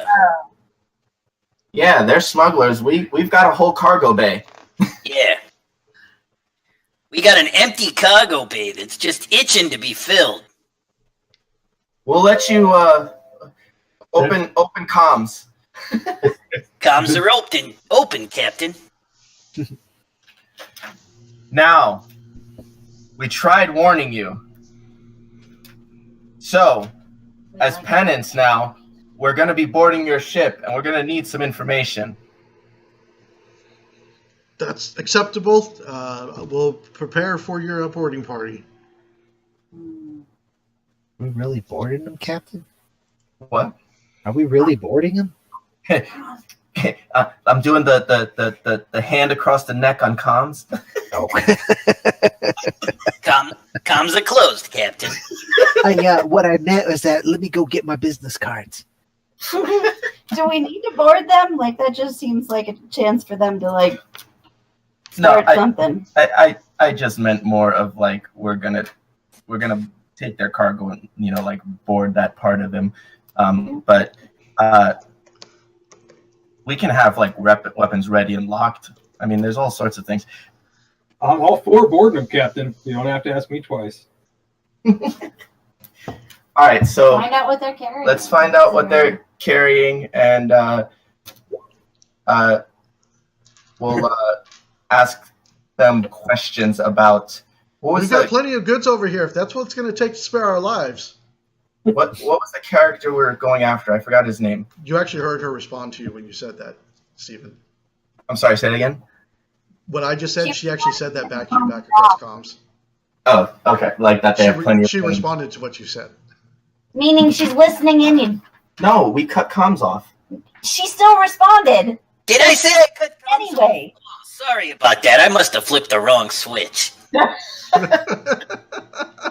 turned comms off. Or they've hacked us. I didn't flip the comms off. I'm just fucking with you. Oh. It was like, why don't you guys check Yeah, it? Bill's over here. He said that out loud and he immediately whispers me, the comms are not off.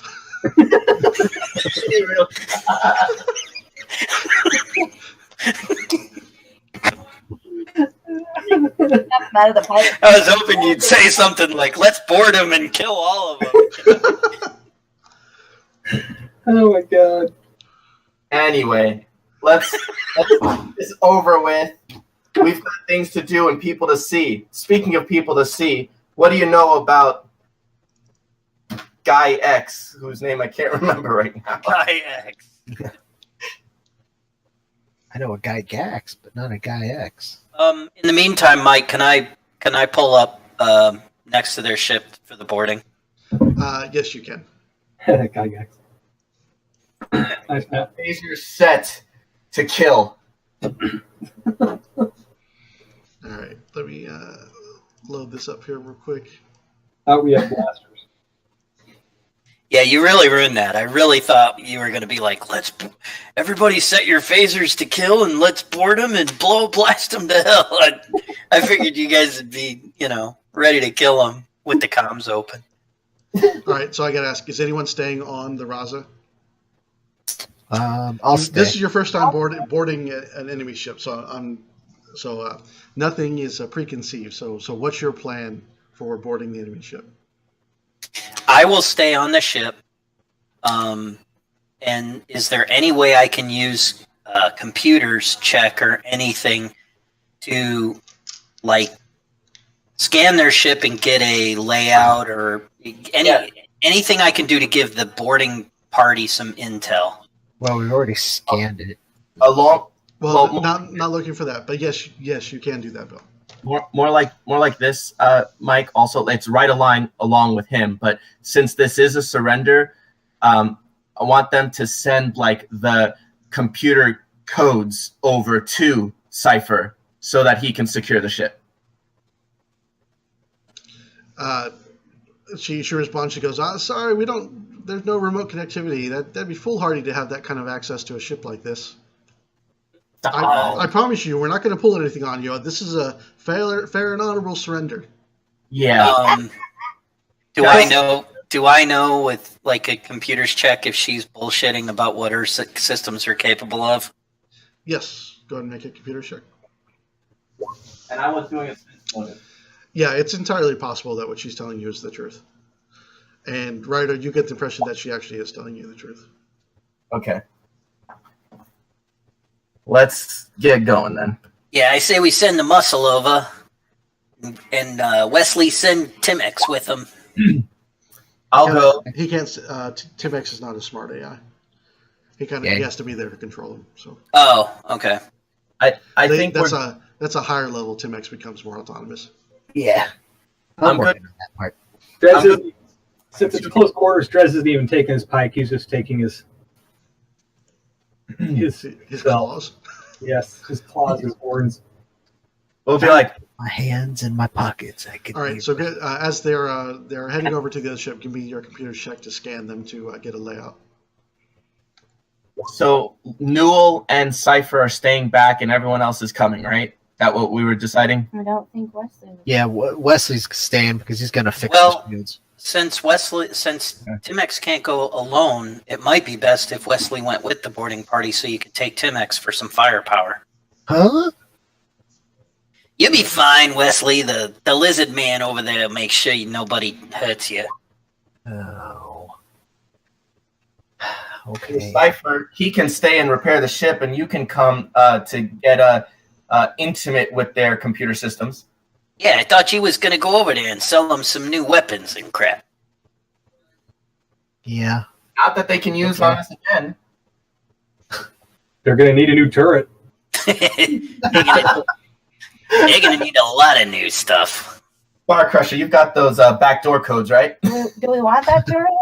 I mean, it's a little broken Yeah. now. Exactly. Every Star Crusher artisanal weapon has a backdoor code that if ever they target me, they immediately turn off. All right, so you roll so well on your scan, I'm just turning off Fog of War.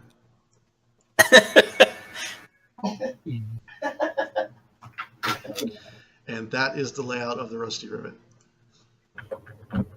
Ooh, they've got their own. Your scan indicates that there's four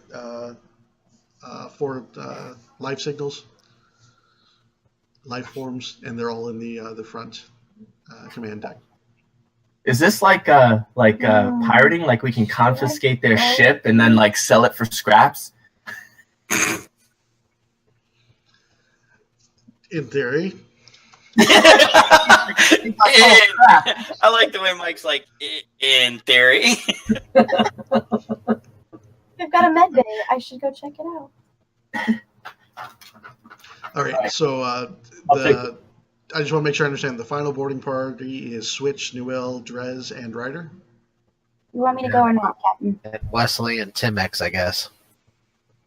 I thought Newell was staying back with me to work on the shields. Yeah, I prefer that only one or two stay back and be on the ready. Okay. So like comms are open, personal comms between us. Yep.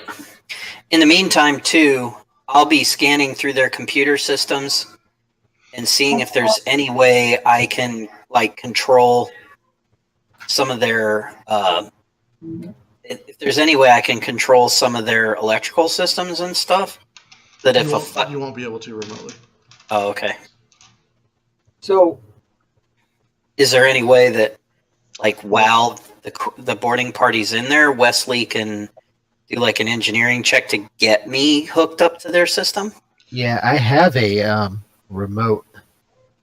Let's see, where is it? Remote hack.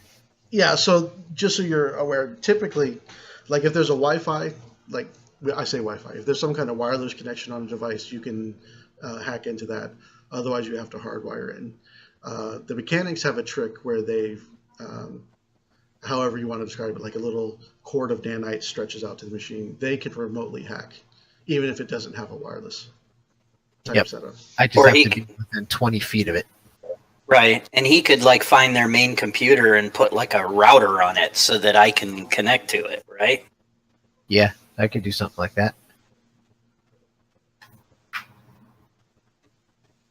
Yeah, that'd be. Mike's like, this is what sucks when you play with a bunch of tech savvy people. Nerds. Can I also do like a culture check to see how these transactions usually go? Is there a reason why they're carrying a tesseract as their cargo? Ignore the cosmic cube in the back. I thought it was pretty cool. I totally want the Infinity Stone. Wait a minute. These people work for Thanos? They got the time stone and the mind stone over here, too. Oh, I'm so disappointed. I typed Thanos in the art to see if anything popped up, and there's nothing there. Does a 9 culture help me at all to kind of remember how these transactions usually go when they've surrendered? No, you've unfortunately don't recall enough about this type of scenario to know how this is going to go down. All right, we're just going to go kick their asses then. Yeah, if we need to. All right. I tell Wesley to do whatever he can to set up some kind of a link for me once he gets on board so that I can control their computer systems. Okay, we'll do, Cypher. I'm moving down the hallway. Moving down the hallway. You want me to give you a sticky bomb just in case? Yes. Stick this into a pocket. Look around this corner. Yep. So you see a Bailey, or not a Bailey, man, a galley. You see a Bailey. Move through the galley. Do I Actually, see? no, that's not the galley. That's a cargo room. Do I see any sort of touch panels or anything as I'm walking through their areas here? Anything I can? Oh yeah, I Interface. mean there's that kind of stuff is all over the place. Okay, then I pick a panel. More like not so much like panels like this up here, but like individual readouts for like doors and things like that. In systems. Can I get in somehow using a computer or engineering check to patch Cypher in, or do I need to? You go can up? try. I can try. I'm going to try computer or engineering. Computers.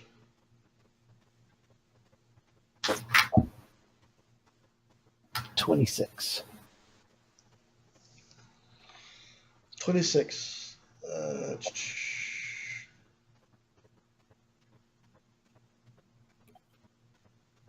Actually, yep, that is enough.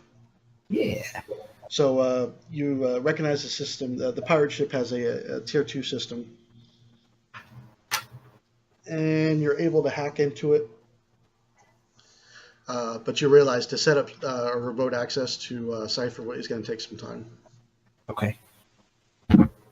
Right. I just update Cypher and say, hey, Cypher, I'm about halfway there. Give me just a few more minutes. While you're in there, Wesley, can you ensure that there's no like self-destruct protocols going on, or any other internal security measures that they might have turned off? Sure. Is that another computer check? Yeah. So no, there's no self-destruct in this system. The only defenses they have are the guns at their sides, and there's the meager defenses that he already hacked through to get into the computer system. Okay. I totally want every screen in the helm up here to read 10% off all Star Crusher artisan weaponry.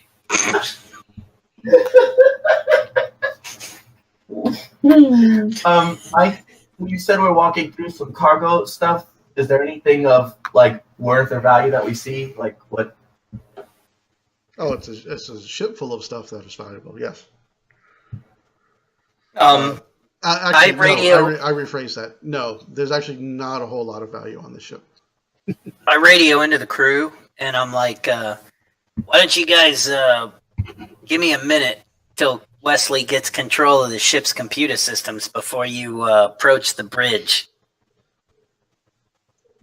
It's going to be more than a few minutes. He's going to have to build something to basically. There's no device on here that can provide remote access to you, so he's going to have to build something kind of scenario.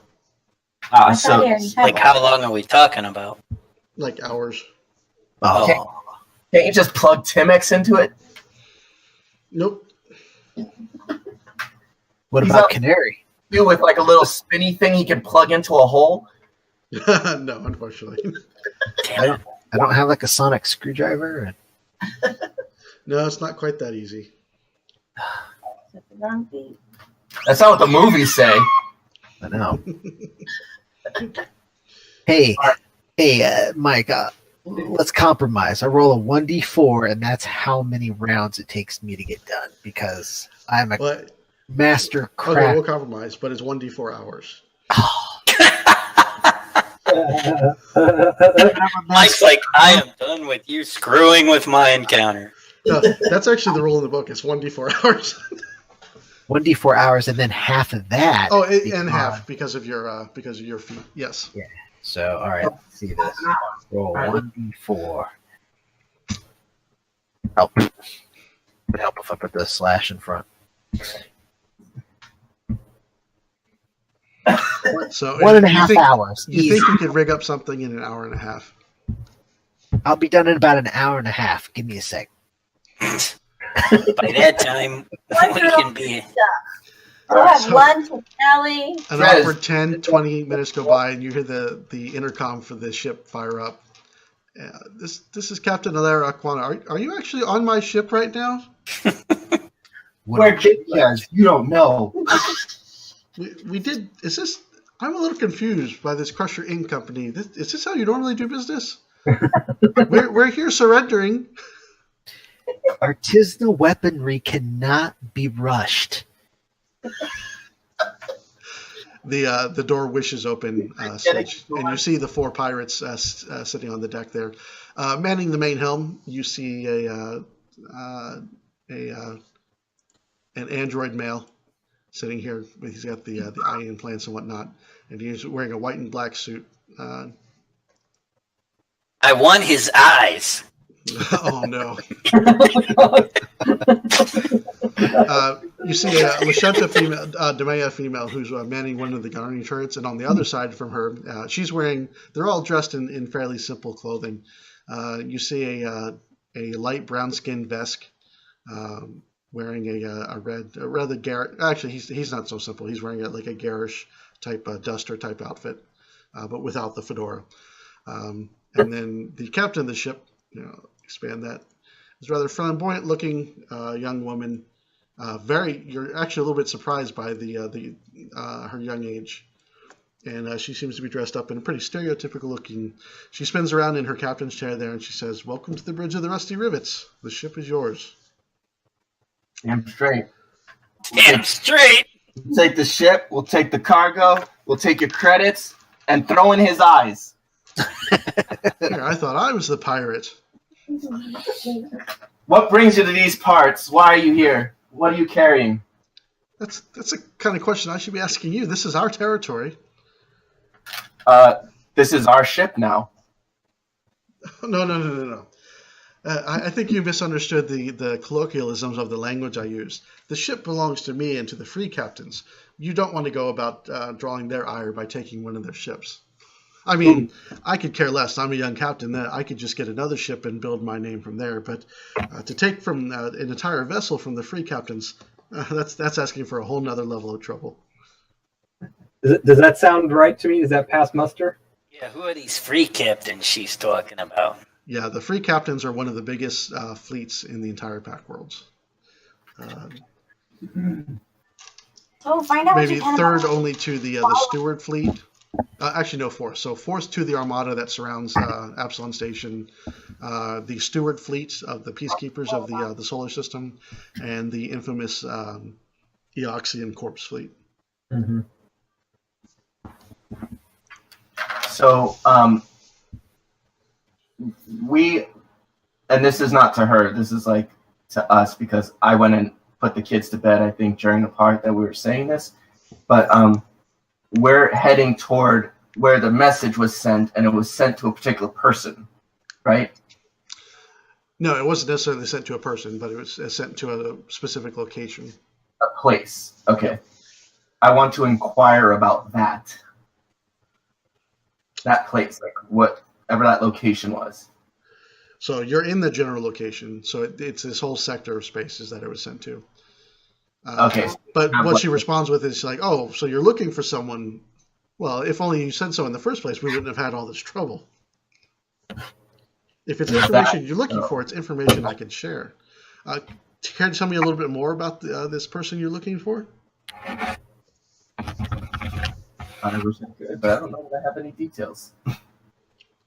Do we have any They're details? probably from the cult of the people that like death and pain. Are you talking about the cult of the Devourer, the Star Eater's children? Yes. Oh, they're a nasty bunch.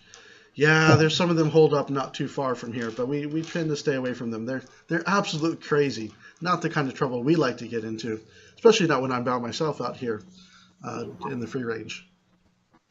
Well, Some of them in Castrovel, we're hunting them down. I'll be honest with you. We don't really have any qualms with you, but we do need to know more about these people. And we don't take lightly to the fact that you fired upon us. You can't blame a girl for trying to take care of her business, though, can you? I can't blame a girl, but I can definitely ask for... Knock her down. The border ship and take her down. I was going to say ask for reparations. But can you plug this in? Well, if it's information and reparations you're looking for, I think we could probably cut a deal that would benefit the both of us. I mean, I'm really not looking to end my life here today, and the last thing I need is to end this illustrious career that will be mine long before it's due. I can offer you each 1,000 credits apiece and the information you're looking for to how to find the cultist, if you let us go in peace. And we call it Even Steven. We can let you go with this, but You may always if figure you one day. have any extra credits, you may want to beef up some of your weapons with some 10% off Crusher weaponry. And that's when I come in back, like writing Timex. Like, somebody say my name? Yes. Star Crusher Artisanal Weaponry. I'm Star Crusher, and you are hi. And then I just start like fumbling around because she's like, super cute. Yeah, don't mind him. He's a little young, but he can be brilliant at times. Did I say 10%? How about 15? You look, Crazy. 10% is enough for. yeah, I mean what I said. Find out where we're going. She turns to her console and she types in some information, and you see a navigational chart pop up that details a location, an asteroid not too far from here that's designated as K9204. Nice. K9204. She pops in the data stick in the navigational chart. You see it transfer over to the stick, and she turns and hands it over to you. And she said, "There you go. And 1,000. We don't need any upgrades or repairs right now, but I will up the offer to 1,200 if we can do away with the sales pitch." Sales pitch. Fair enough. Your choice. Writer. Wesley? Just leave it. Fine. Here's my card. Call me. Call me. And then I write Timex back out. We appreciate doing business with you, Alara. And do remember our ship. Don't fire on us again. Oh, I shan't be making that mistake again. You hear Wesley's voice echo through there. Call me. Let's go. All right. What to do? We will vacate. Are we going to totally steal her stuff, though? Yeah, don't tell me you're leaving that ship empty-handed. Well, we got 1,200 credits apiece. Do you leave any programs in their computer to see what they were up to? Yeah, before you leave, you want to put a little present for them. Not that will totally debilitate the ship, but will at least cripple it for a few hours while we leave. And also can, maybe track them or tell them what they're up to. Or... Sure. And leave a back door. Hell yeah, I can. Rivet. All right. So yeah, you build a back door for yourselves that you can use later on, and plant a tracking device. So now, granted, you have to be within a certain range of it. Right. But yeah, it's there. And then we just launch ourselves into space here, apparently, because we walked out the airlock. Spaced yourselves. You got those mega Starfinder suits. They protect you against everything. Oh, so we pull one of the Star Trek ones where we fly out of it and just Put a like bubble on aim. Pull a Princess Leia. Yeah, Princess Leia took a level on Solarian. That was fun. I want to remember Alara Okwana. So do I. She was kind of cute. Here, I'll add it to the player notes. How do you spell that?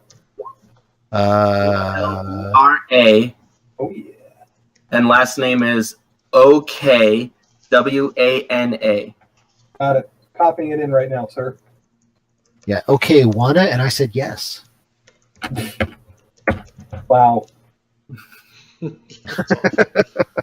while we all left, yes, Switch is staying with them.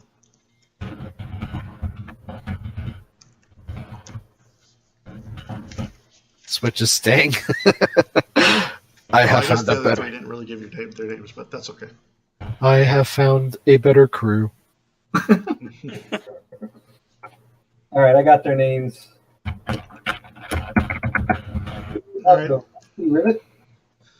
Now, with coordinates for the asteroid in hand, And 1,200 credits each, did you say? and 1,200 credits each, yes. Oh, snap. Oh. You quickly find your way after an hour of travel to asteroid K5209. K9204, sorry. That was a different asteroid, not the one you're looking for. So you spin around that one, realize that's not what you're looking for, and go off and find the right asteroid. Whoops. You mean I didn't even verify her information? Back to the rusty rivets. Death to the pirates. Good thing we put that tracker on it. Yeah, exactly. So you find this asteroid. It's a large blackened mineral type monstrosity with jagged edges pointed all around pointed in all sorts of different directions. You have to circle around this thing several times before you find an area that you can land on. The Raza comes down to a soft landing as you realize there's a thick layer of dust and debris that's covering the rock itself. Oh, come on. Ooh. Cool. But you realize, doing a scan of the rock, that if this is the location where the cult is at, this is probably the only place where they could have landed a ship. So there's probably an entrance into their facility, whatever it may be, somewhere around here. All right. Well, I guess you got to take us in. Cypher, you still at the helm? Yeah, if the cyborg there has gone MIA again, I can fly us in. I think we left him back on the Rusty Rivet. He now part of the Rusty Rivet crew. Do I need to make a piloting check? Yes, you do, to land safely. And you nailed it. You're starting to wonder if you got the wrong guy piloting most of the time. So Cypher maneuvers the Raza around. And Let's put it this way. If Cypher's not doing it, you got the wrong guy doing it. It doesn't really matter what it is. What it is. If Cypher's not doing it, then the wrong guy's doing it. That's a quote for the night.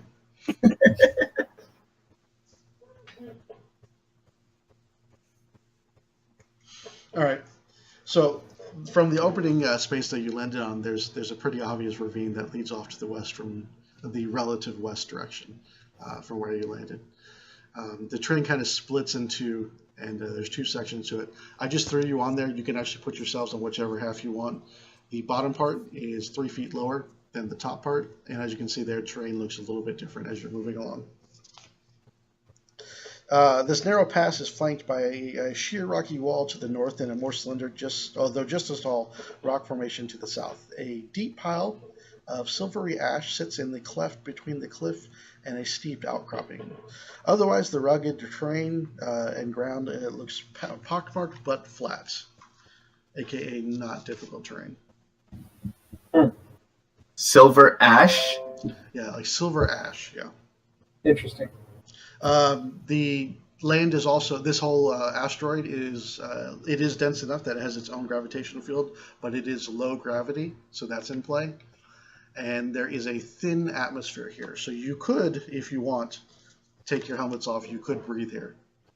Get high, so high. We could, but I won't.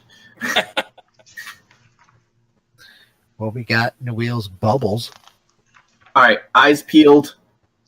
Let's spread out and look for clues. I'm gonna check out this northern alcove. I'm going to roll a perception check. Yes, and I'll roll a perception check too. It's 3 feet. I'm gonna hop down and look at this silver ash stuff. Okay. Since you're the closest, so you're hopping down and you get a look at the silver ash. Nestled between the sheer cliff and the small narrow rock there, the ground is kind of sloped at an odd angle. As you get closer to them, you realize these are all little tiny shards of metal, sharp with sharp edges gleaming. Can I tell what it was from? Yeah, give me a physical science check. Physical science. If I recognize it as physical science, I probably would call Newell over. Because I'd go, this looks science-y. And what? That's not right. Yeah, that's interesting. Are you not trained in physical science? Oh, no, she handed me her laptop, so I've been playing both of us on her laptop. But that was see, it says writer in the bottom right. Oh, okay. Now Newell coming over. That's Newell. And went from a 1 to a crit. Yeah, I go, that's science-y. And she goes, it sure is. It's cold iron. She immediately recognizes it. Allie. With doing very few checks. She recognizes it as the composites. It's a composite metal. I'm sorry, not a composite metal. Sorry, that's not even a phrase. Or it is a phrase, but it's a base cold iron. Cold iron? Wesley touches it and goes, "You're right. It is cold." What you know about cold iron is against certain types of creatures, especially like Fae and whatnot, cold iron actually they are vulnerable to it. It does extra damage to them if it's used to construct a weapon. Added with other metals and alloys, it can be used for any number of purposes. Oh, I gotta add that to our bling blades. Hey Wesley, can you make any Yes, shatter bombs out of this shrapnel? yes, I can make everything out of this. Yes, yes. I start gathering. Can we make like a custom frag grenade? Can we So check while the rest are searching around, you Does it look like something was blown apart, or what is it? Just no, it looks like it's in its natural state. So okay. Cold iron shards. All right. How many cold iron shards can I? it's 10 bulk in volume, which is worth 1,125 credits. Cool. 10 bulk. Cost. Now, the rest of you who are searching the alcove up above. So let me see. Dres. Perception check. Wesley, So are we you should putting that load in up the yeah. team loot? No, I was collecting it personally. Get as much as we can and throw it on the ship if it's that valuable. Yeah, that's what I was thinking. 10 bulk worth, we loaded up. So I can have- the dust kind of collects in these alcoves here and grows thicker, like it actually drifts up, like snow would. So you kind of rummage around in the dust and whatnot, and you find a corpse. Sifting through the silvery pile of ash in the crevice, you find what looks like a months-old humanoid corpse dressed in tattered black and red rags. Do I recognize anything about the clothing? About the clothing, give me a mysticism check. Oh boy. You have to be trained in that? I can come up with that too if you want. Well, I'll wave everybody. I'm like, hey guys, found a body. Smells bad.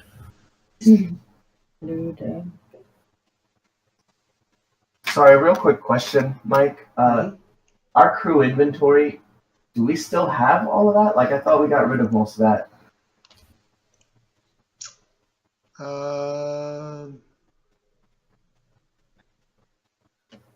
No, a lot of that are stuff you collected in the last. No, you actually have all of that. We do have all of That's that? from the last session, yeah. Okay, so The last 2 sessions. we haven't sold any of that then. Yeah, all of that has been from your adventures in the jungle. You want to help me with a mysticism check, Steven? Got it.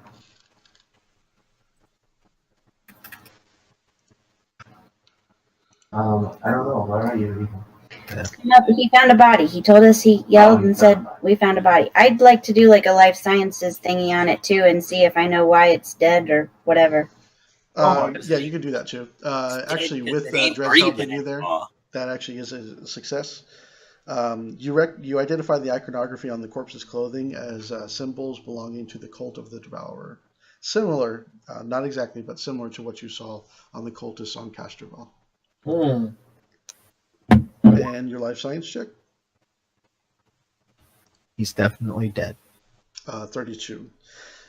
This corpse definitely was once human. Why not? It looks like he was eaten by something, like he's missing, he or she, you can't even tell the sex anymore. The cultist is missing like one of the arms. It looks like the stomach had been eaten out, and he or she has been dead for months now. Guys, something ate him. Can you tell, like, was it a lot of small things eating him, or like a big bite thing ate him? I don't know. What does the 32 get me? Yeah, it looks like a very large creature with a toothy ball actually bit into him. All right, keep your eyes peeled. And can I tell, like, is this like forensic science or something? Did he die here, or did something like leave him here? Uh-oh.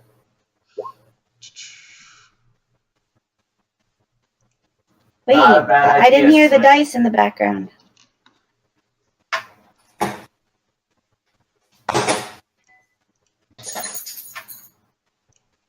Hey, Mike. You need to drop off, Mike. Yeah, Wesley and Timex went carry that cold iron load back to the Raza, and I'll leave it at that. Okay, sounds good. As you're just deciding what to do about this corpse and you're trying to decipher what possibly could have killed it, you see what looks like a flurry of these holographic butterflies that fly down and start spinning around Newell. And then you hear the rifle shot ring out. Does a 16 hit Newell? Oops, wrong thing. Have a good night, guys. Talk to you later. Good night. Night. Taking off? Yeah, I've had some really late nights in a row, so I'm going to go to bed. No. Oh. Okay. Night, man. Yep. Catch you guys later. Bye. Doesn't hit you. This one? Yeah, it's right there. Just a... Well, you have to ask him KAC or EAC, but either way, it doesn't hit you. Yeah, it's KAC. So 16 does not hit you? No. Okay. So right next to you in the ground, you see a bullet ricochet and fly off. And it looks like it came from somewhere above. Roll initiative, everyone. Sound like Donkey Kong. Now, did we notice that it came from any particular place? Up above, he said, do we need to click on our guy again first or not? Yep.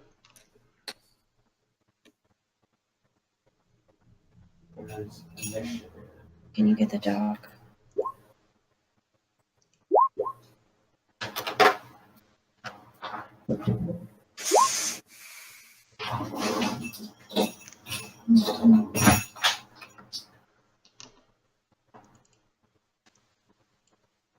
It doesn't look like it worked. What am I doing wrong here? So you clicked on your token. Yep. All right, and then you clicked initiative on your character sheet. Yep. There it worked. Okay. All right, looks like we got everyone.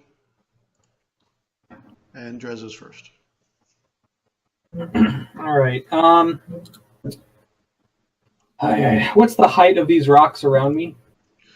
Back behind me? So the ones just to the north of you, they go up hundreds of feet. It's a sheer cliff all the way up.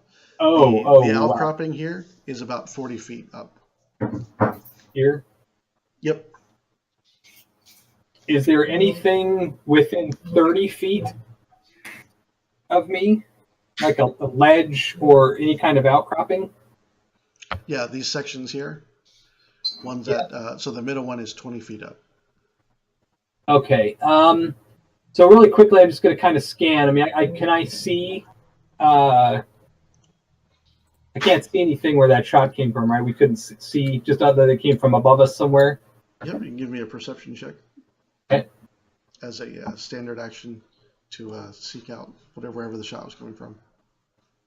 Actually, let's do this. Okay, so one thing I'm wondering, so with my jump jets, I can go up to 30 feet straight up. How Okay. much of my movement does that take? How much what? How much of my movement does that take? So could I walk to here and then boost up to that ledge? Yes, you could do that. Okay, I'm going to do that. I'm going Now to remember, walk. you're in low gravity too. Oh, that's right. I don't know how that affects the movement. So low gravity, you could jump 3 times as high in low gravity. So actually, I'm going to go all the way to the top of this. Yep. And then I'm going to... And when you do, Oh! hidden up there, because you can see because you're at the same level. Oh, geez. You see a large alien creature with doesn't have the wings on it right now, with gray skin and silver eyes, goggles up above, holding a large sniper rifle type weapon, and is a little surprised, looking at you, a little surprised that you've jumped up here. You just randomly decided to jump up there. I did. I wanted to get a better perspective. That's awesome. Your jump jet boots. Oh my god, that's awesome.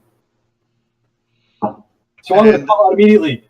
I got it. I got one up here. All right, and it kind of maneuvers a little bit around you here,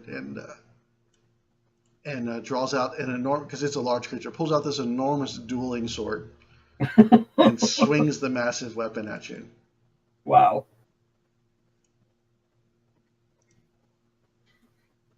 Ouch. Oh, and a crit. Oh, that's a horrible crit. 14 points of slashing damage. Thank God it was a horrible crit. Dude. Ouch. It didn't do the double damage, did it? Yeah. Oh, You notice as it slashes through you, it has a rather confused look on its face, and its mouth looks like he's mumbling, but it's you inside his suit there. You can't hear what he's actually saying. All right. I can definitely tell he was confused. Yeah, it looks like he has a confused look on his face, and he looks like he's mumbling incoherently. I just figured it out. You will. Do we see any like ramp or anything that can get up there, or is it all cliffy? It's all cliffy. Okay. Hit it, Cliffy. Yeah, Nami. Can I see her at all? Or the creature at all? From this side, no.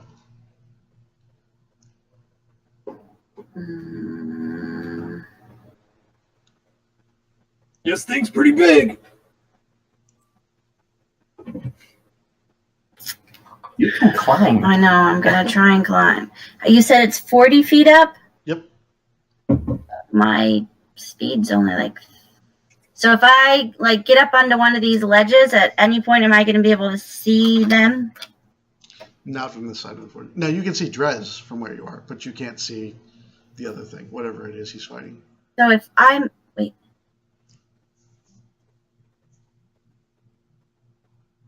I'm going to hit Drez. So wait, 5, 10. For the record, the Yeah, same is not necessarily true for Switch. Switch can see part of him from that side. And I'm only going to get about, 20 steps? Yeah. Climb speed. Your climb speed is Speed. 20 feet to that ledge. Right, but I had to go over 5, so maybe 30, Okay. Yep. So 25 feet up, right? That is correct. Okay. So I can't hit him. I'm gonna, if I do, I can do, You can throw a grenade up there. Yeah, I thought about it. Where am I? Oh, I could do the microbots. Then I can't cast anything else. Sorry, I guess I can't shoot him. You still have an action, so you're either going to move or you're Or going I to do could something double with it. move, I guess. Or you do something with it. I Up to can't. you.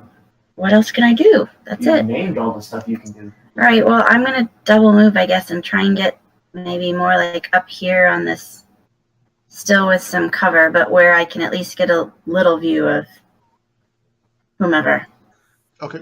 So yeah, you can climb up to the edge and then be, like just at the edge. So you can use it for cover and fire at him on your next turn. Okay, that's what I'm going to do. Okay. Ryder. Oh, boy. So he says there's something up there. If I move over to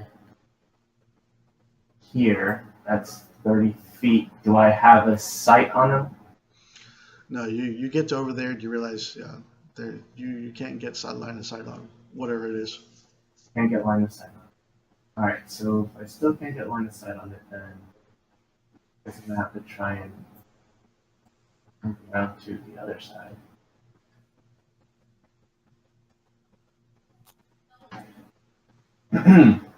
So I'm just going to move again back to, I guess, where I was. Okay. Switch. Can't see him, Drez. Where is he? All right. Do your jump jet into him and knock him off. 1, 2. We're gonna move forward quickly 3 spaces. And on the 3rd space, kick in the jump jets, and that should land me right about there. Yep. Yeah, because they're tripled here. And while flying through the air, pulling out the nice carbon steel curve blade, and we're going to slash down on the bad guy. Sweet. Yeah, no, we're not. And you miss the massive target that is him. Rolled a 2. Yeah, unfortunately, they can't be helped, unfortunately. But it looked cool. It did look cool. Because it was all anime. Bill? Yeah. How high up is the rocks where, like, the north symbol is? That's a sheer cliff that actually goes up hundreds of feet high above even where they're at right now. Okay, so there's no way to land on there. You could try a climbing check, athletics check, if you want to leap way up. What I'm looking to do is use my jump jets Mhm. To kind of jump up there and get to where I'm, up level with where they're shooting over on that plateau. Okay, give me an athletic check. Oh yeah, if that's what it's going to take, forget it. No, that's not for the jump though. The jump is easy with the jump jets. You're just saying in athletics to actually land there and not fall. To grab a rock with one hand and hang. Yeah, no, that ain't gonna happen. It might be easier than you think it is. And my athletics might be worse than you think it is. I have a 1 athletics. How high can you jump in low gravity? Well, he said 3 your normal times, jump. and my normal jump because of Sky Jockey. My normal jump jets now. Well, I can fly 40 feet, but I can fly up to 30 feet straight up. So I can do a 90-foot jump straight up. But I can only fly 40 feet, which, is not going to be anywhere near far enough to get me there. Basically, you'd have to roll a 4 or higher on the D20 athletics to grab on. Yeah. Come on, it's a 4. Yeah, the DC is a 5. So Yeah, but if I miss and I jump that high up and I miss, then I fall the rest of the way. We will. My jump jets don't allow me to hover. I got an will watch you. advanced med We will kit. watch you slowly fall and do a slow clap as we you slowly hit the ground. yeah, it is low gravity. So Jeez. All right, here we go. I kind of want to see you slowly fall now. See, you're good. All right. So Find yourself a cute little ledge. 5, 10, 15, 20, 25, 30. So I'll just go to like right there. okay. So you see Cypher kind of hit the jump jets on his Yosoki suit, and he goes screaming up to the side of the cliff ledge, grabs onto a rock and finds a spot to land, pulls out his azimuth pistol, and trick attack on the creature.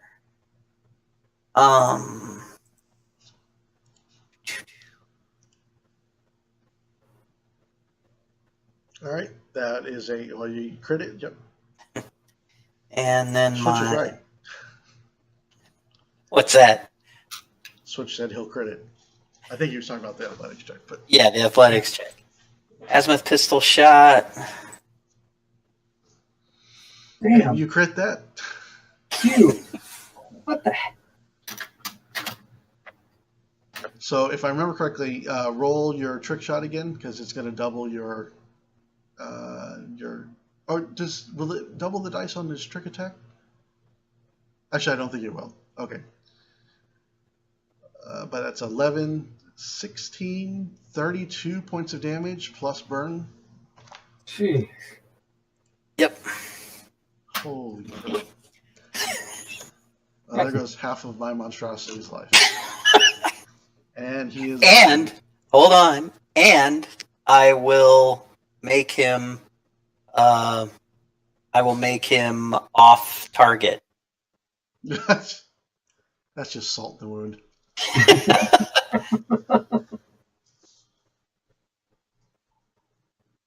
All right, good shot. All right, Drez, your turn again. All right, Drez now is ready to go.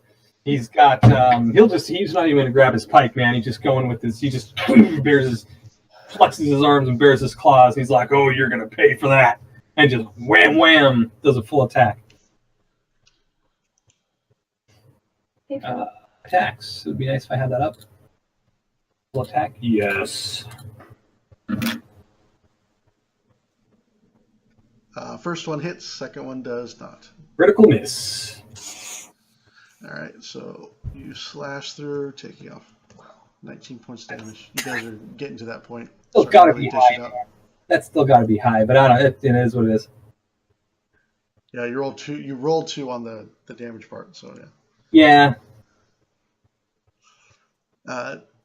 You smash into him, and the first one almost sends him careening off the edge of the cliff, and it kind of stumbles back towards you, and it actually blurts out, "No, Master turns Yex into Scree."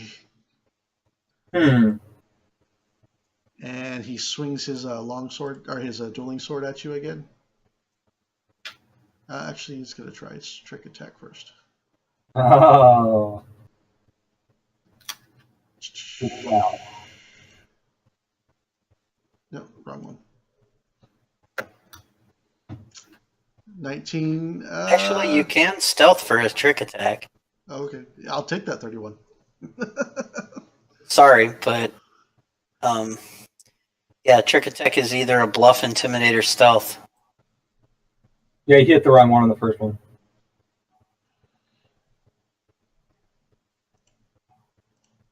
If his trick attack works the same as mine. Damn. And he hits you, slashes through you again, doing 18 points of damage. Oh, jeez, dude. Go away, Master turns the Yaks. Do we want to keep the thing alive to get information out of it? What is he talking about? Master turns the yaks. He's saying something I can't tell what he's saying. He said he doesn't sound too bright. I almost feel bad cutting this guy down. Newell.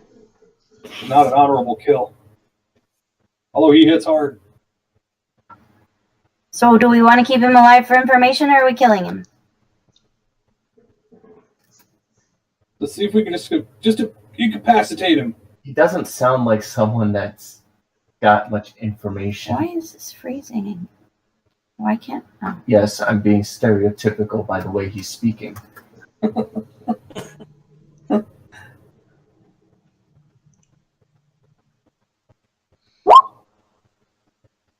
That's one way to handle it.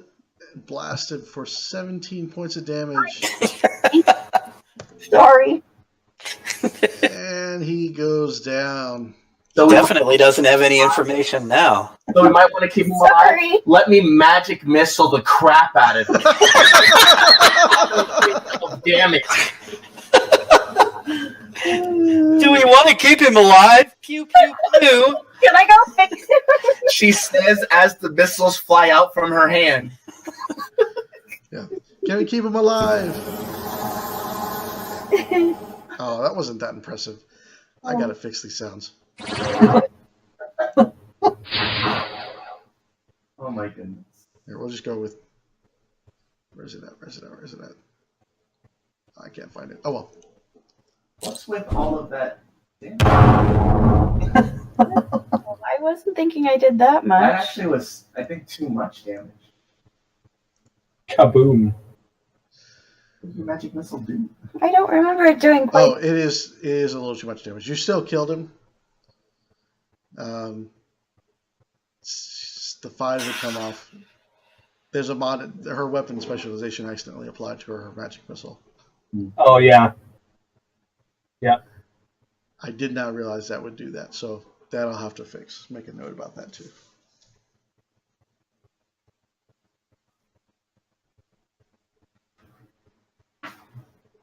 Still cool though.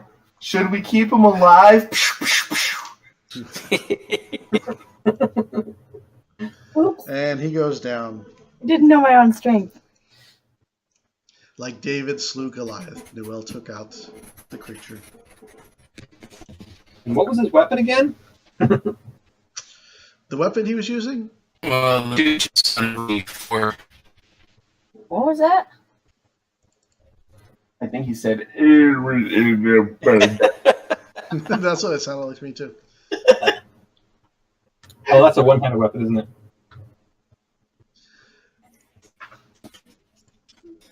This is what he was holding. dang. Cool.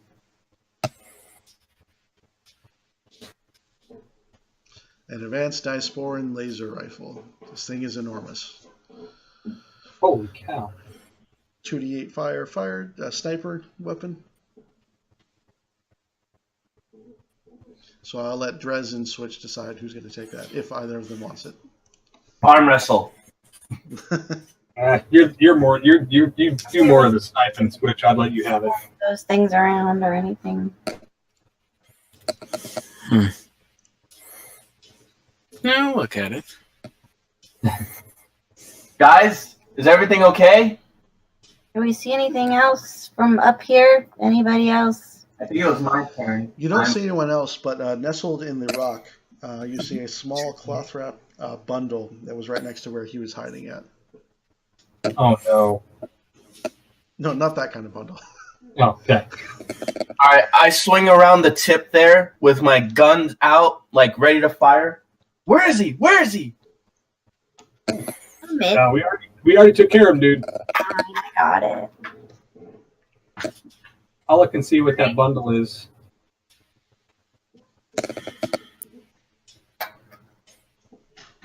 Oh, see what the bundle is. Sorry. I misheard you at first. All right, so you examine the bundle, and you open it up. Inside, you find a mobile hostilier with a drained battery. He's got several R2Es, field rations.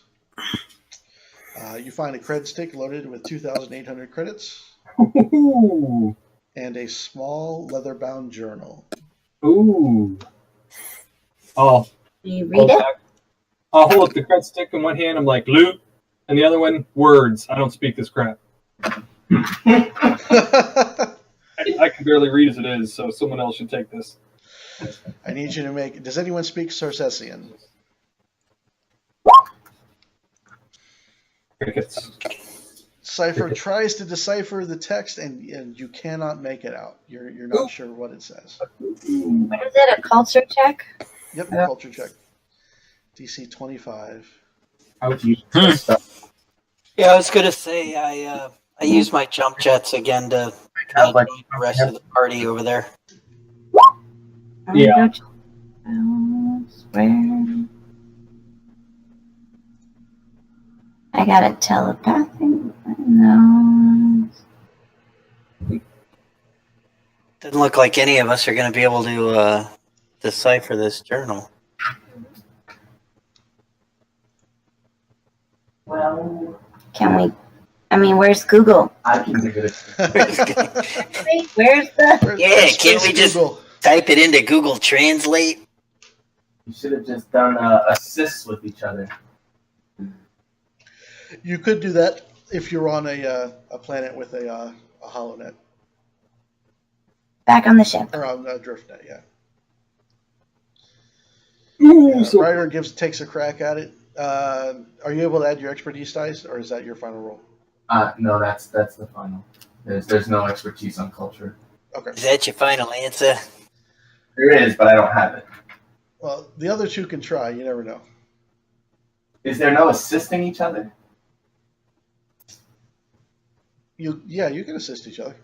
That's what I was saying when I said assist. That's why I was confused about your holonet. Oh no, the HoloNet wasn't to you. That was to the other question. That was to the. Can't we Google it? Oh, gotcha. I was asking if we could assist each other. I'll roll. Don't have. Wesley's not here anymore. I was like, that should do it, right? Or are they plus ones? I don't know if they're plus ones. We need like 2 more.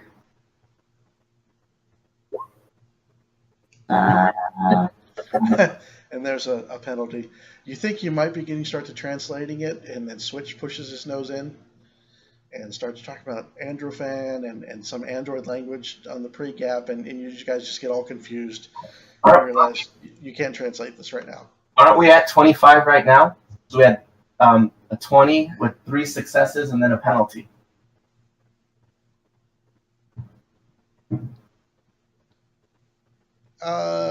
Actually, yeah, you're right.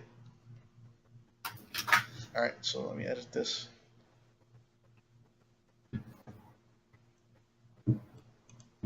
Sorry, my math was off.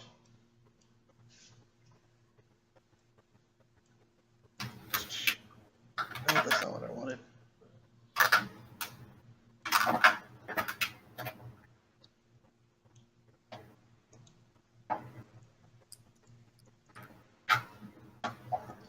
All right, there you go. You should see the changes in.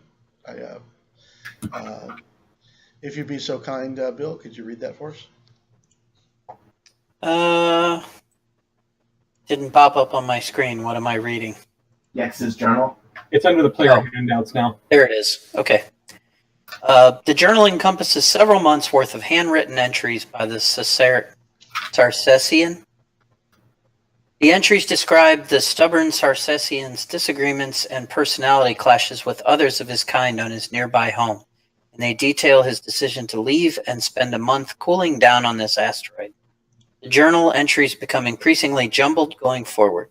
References to a flesh beast recur multiple times until Yex begins referring to this same creature as Master. Maudlin praise of the creature as a higher power suddenly gives way to gibberish written in no known language.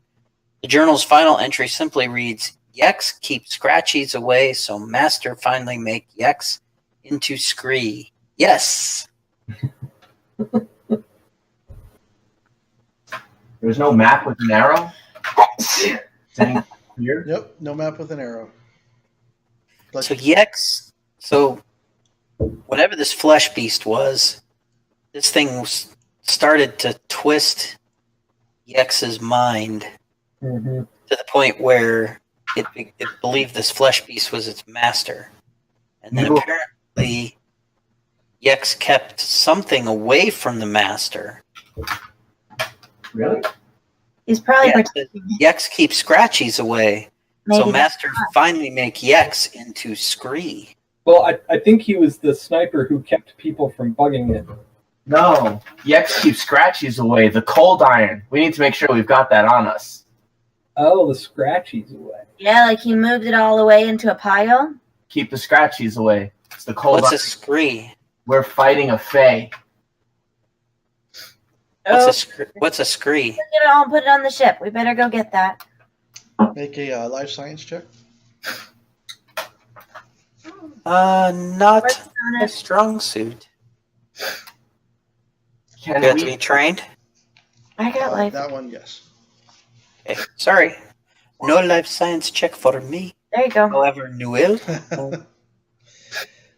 What it may be referring to is something, one of two potential creatures.